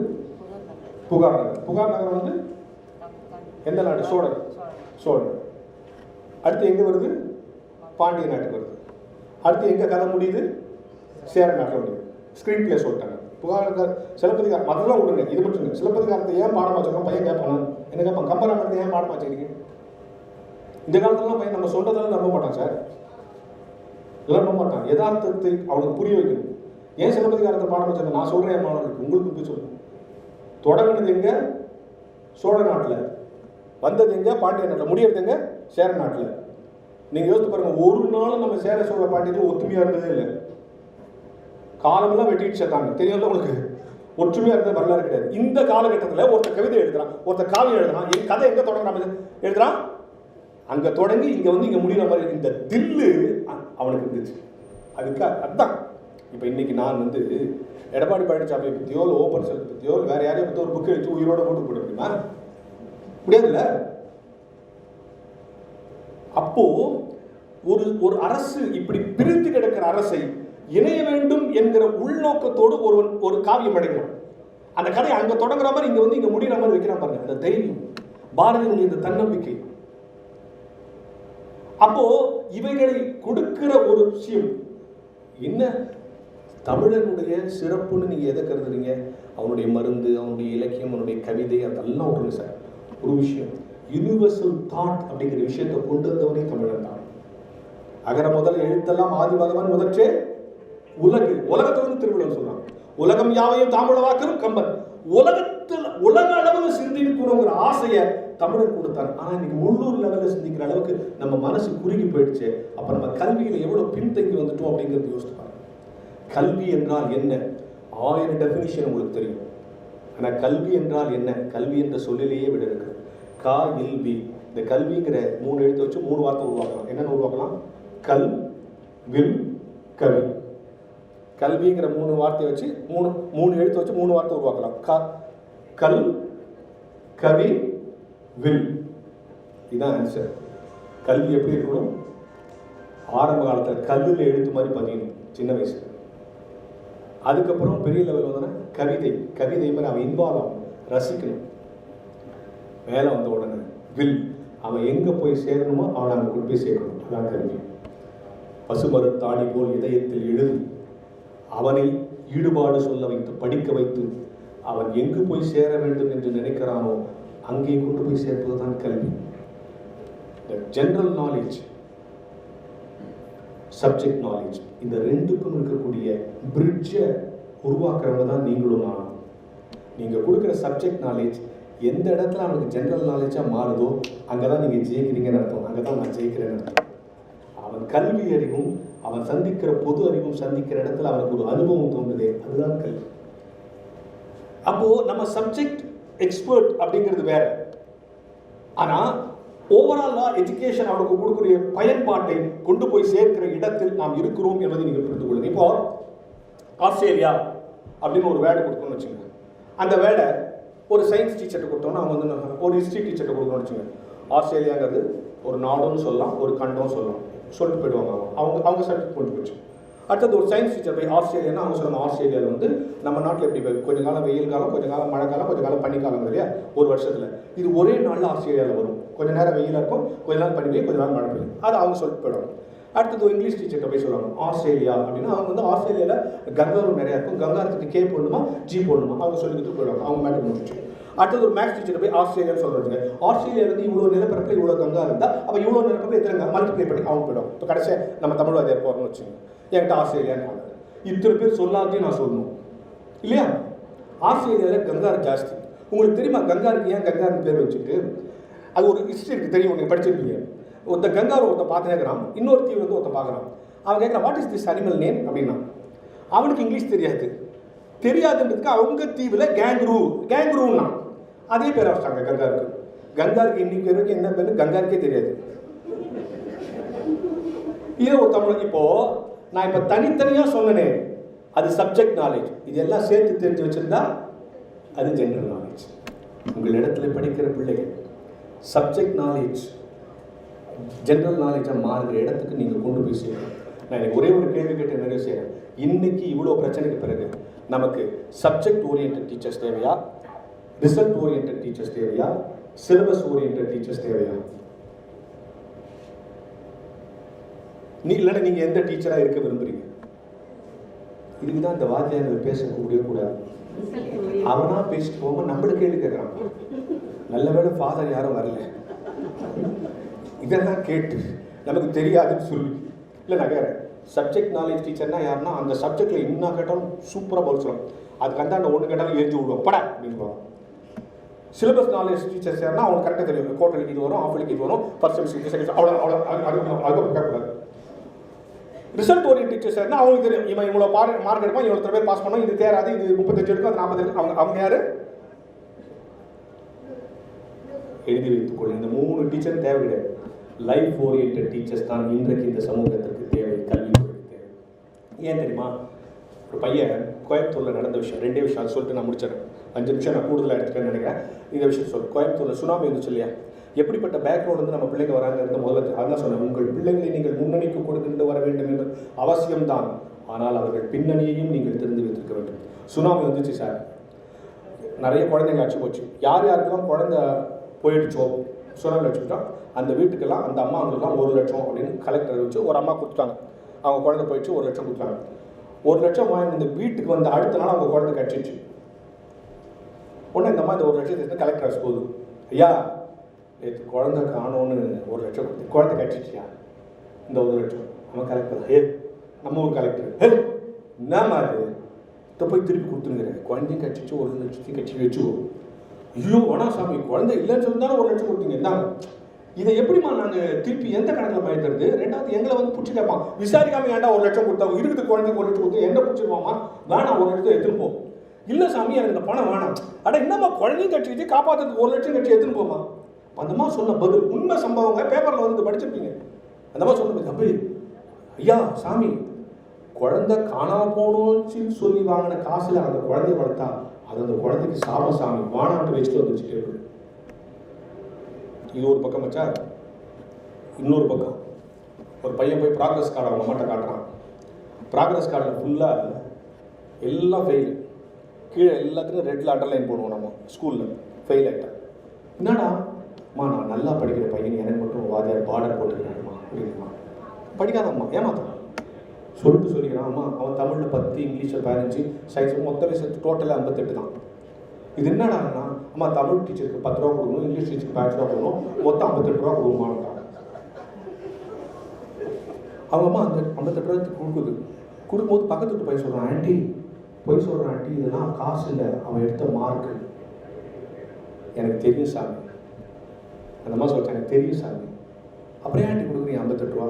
நாளைக்கு நிறைய காசு வாங்கலாங்கிற ஆசிரியர் நிறைய மார்க் எடுத்துட்டு வரமாட்டானா, அதனால கொடுக்குறேன்னு சொல்லிட்டான். இந்த தாய்க்கு பிறந்த பிள்ளைகளுக்குத்தான் நாம் ஆசிரியர்கள். அப்போது இப்படிப்பட்ட சூழலில் இருக்கிற இந்த மன இறுக்கத்தோடு இருக்கிற ஒரு பிள்ளை, ஐஸ் பிரேக்கிங்னு சொல்லுவாங்க இல்லையா. நான் இப்போ பேசும்போது நடுவில் ஜோக் அடிக்கணுன்றது என்ன காரணம்னா, இந்த அவை என் பேச்சுக்கு பின்னாலே வர வேண்டும். மனநிலை ரொம்ப முக்கியங்க, மனநிலை ரொம்ப முக்கியம். இங்கே கொஞ்சம் பெண்கள் தான் வந்திருக்காங்க. சும்மா ஒரு பேச்சு கேட்குறேன். 2 பெண்களை முன்னால் கூப்பிட்டு 2 பேர்ட்டையும் 1/2 கிலோ பருப்பு, உப்பு, புளி, மிளகா கொடுத்தா கொடுத்து சாம்பார் வைக்கணும். 2 சாம்பார் ஒன்றா இருக்குமா, வேறு வேறுமா இருக்குமா? வேறு வேறுமா இருக்குன்னு ஆம்பளைங்களாம் சொல்கிறாங்க. எங்களை கேள்வியா, நாங்கள் தானே சொல்கிறோம். அங்கே கேட்குறேன். Experience, impact. ஏங்க வேறு வேறு இருக்குது? ஒரே கடையில் வாங்கின பருப்பு, உப்பு, புளி, மிளகா ஏன் வேறு வேறுமா இருக்குது? கை பக்குவமா? இப்படி சொல்லிதான் ரொம்ப காலமாக எங்களை ஏமாத்திட்டு. கை பக்குவம்னு ஒன்று கிடையவே கிடையாது. தெரியுமா உங்களுக்கு? கிடையவே கிடையாது. சமையலுடைய ருசி உப்பில் இல்லை, பருப்பில் இல்லை, புளியில் இல்லை, சமைக்கிற பெண்ணின் மனநிலையில் இருக்கிறது. எங்கள் அம்மா சமைக்கும் போது என் பையனுக்கு சாம்பார்னா பிடிக்கும் போது சூடாக போகணும், அவனுக்கு ரொம்ப பிடிக்கும் சாம்பார் அப்படின்னு சாப்பிட்டாங்கன்னா அந்த சாம்பார் வேற மாதிரி இருக்கும். சனி இதுக்கு வச்சு கொட்டியே வாழ்நாளெல்லாம் வீணா போகும் அப்படி சாப்பிட்டாங்கன்னா அந்த சாம்பார் வேற மாதிரி இருக்கும். சமையலுக்கே மனநிலை முக்கியம் என்று சொன்னால் வகுப்பறைக்கும் கல்விக்கும் மனநிலை முக்கியம் இல்லையா? எந்தெந்த நேரத்தில் எந்தெந்த உறுப்பு வேலை செய்யும் என்று விஞ்ஞானங்கள் படி, இந்த நேரத்தில் தான் இந்த உறுப்பு வேலை செய்யும், இந்த நேரத்தில் தான் இந்த உறுப்பு விஞ்ஞானிகள் அறிவியல் டீச்சர் சொல்கிறாங்க. அப்போ இந்த நேரத்தில் தான் இந்த உறுப்பு வேலை செய்யணும், எந்த நேரத்தில் எந்த பாடத்தை நடத்தணுங்கிறது கூட ஒரு ஃபார்முலா இருக்குது சார். எல்லா நேரத்திலும் எல்லா பாடத்தையும் நீ சொல்லிட்டு போயிடுவேன், சிலபஸ் ஏவா முடிக்கிறது அப்படின்னு தான் அப்படிதான் சிரமம் தான். அதுலேயும் சொல்லி மனநிலை, இந்த பேரிடர் காலத்தின் மானிட தேவை நம்பிக்கையும் மனநிலையும். அடுத்த நூற்றாண்டுக்கு அதை நாம் தான் கொடுக்க முடியும். ஏனென்று சொன்னால் தினந்தோறும் நாம் 40 பிள்ளைகளுக்கு முன்னால் நிற்கவில்லை, நாளை சமுதாயத்திற்கு முன்னால் இருக்கிறோம். நன்றி, வணக்கம்.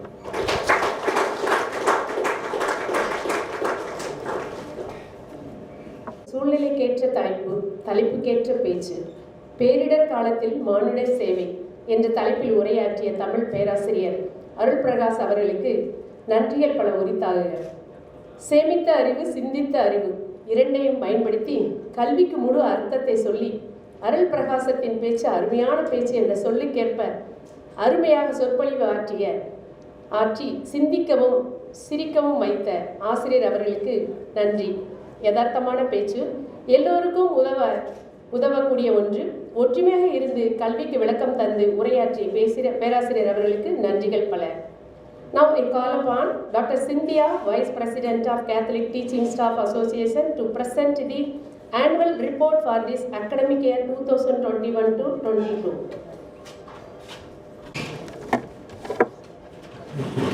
I would like to place before our members a brief report on the year planner of Loyola Catholic Teaching Staff Association for the academic year 2021-22. To mark the inauguration of the Loyola Catholic Teaching Staff Association, we take this opportunity to commemorate Father Stan Swami S.J. Endowment in honor of late Father Stan Swami, who worked extensively for the Adivasis and the rights of the marginalized sections of the society. Father Stan Swami S.J. Endowment Fund is exclusively meant for students of our institution belonging to the weaker sections, in particular the tribal students. The endowment fund will be annually given to the students every year to support their education. Retreat for all Catholic staff members is organized once a year to bring all the staff members together as one family to share and experience the love of Christ.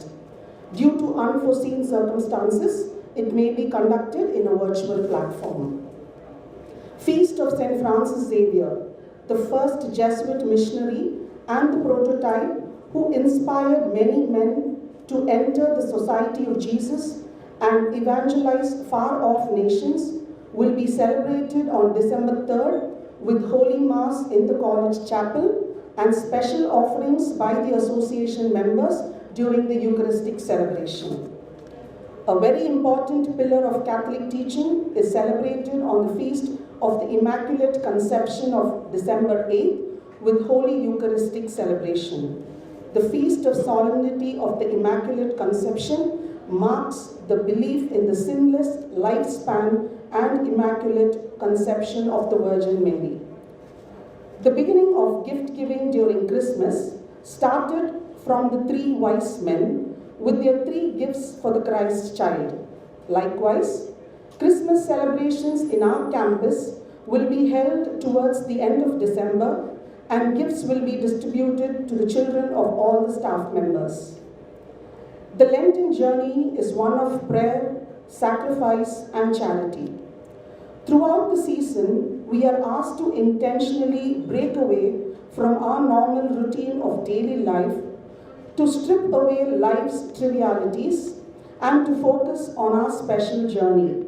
In other words, Lent is a pilgrimage, a spiritual pilgrimage to the cross. During the Lenten season, a spiritual pilgrimage, which is a journey to the stations of the cross, is arranged for all the Catholic staff to visit 7 churches yearly. From this year onwards, a monthly prayer will be organized in our college chapel for the intentions of all the staff members, including birthday celebrations, wedding anniversaries, and death anniversaries. On the 11th of February every year, the feast of Our Lady of Lourdes will be celebrated with 9 days of novena, and the culminating celebration, including High Mass, car procession, adoration, followed by benediction, will be observed at the end of the 9th day. We finally conclude with a valedictory ceremony towards the end of the academic year. Thank you. Jaybalan of Laila College Catholic Teaching Staff Association to give the formal vote of thanks.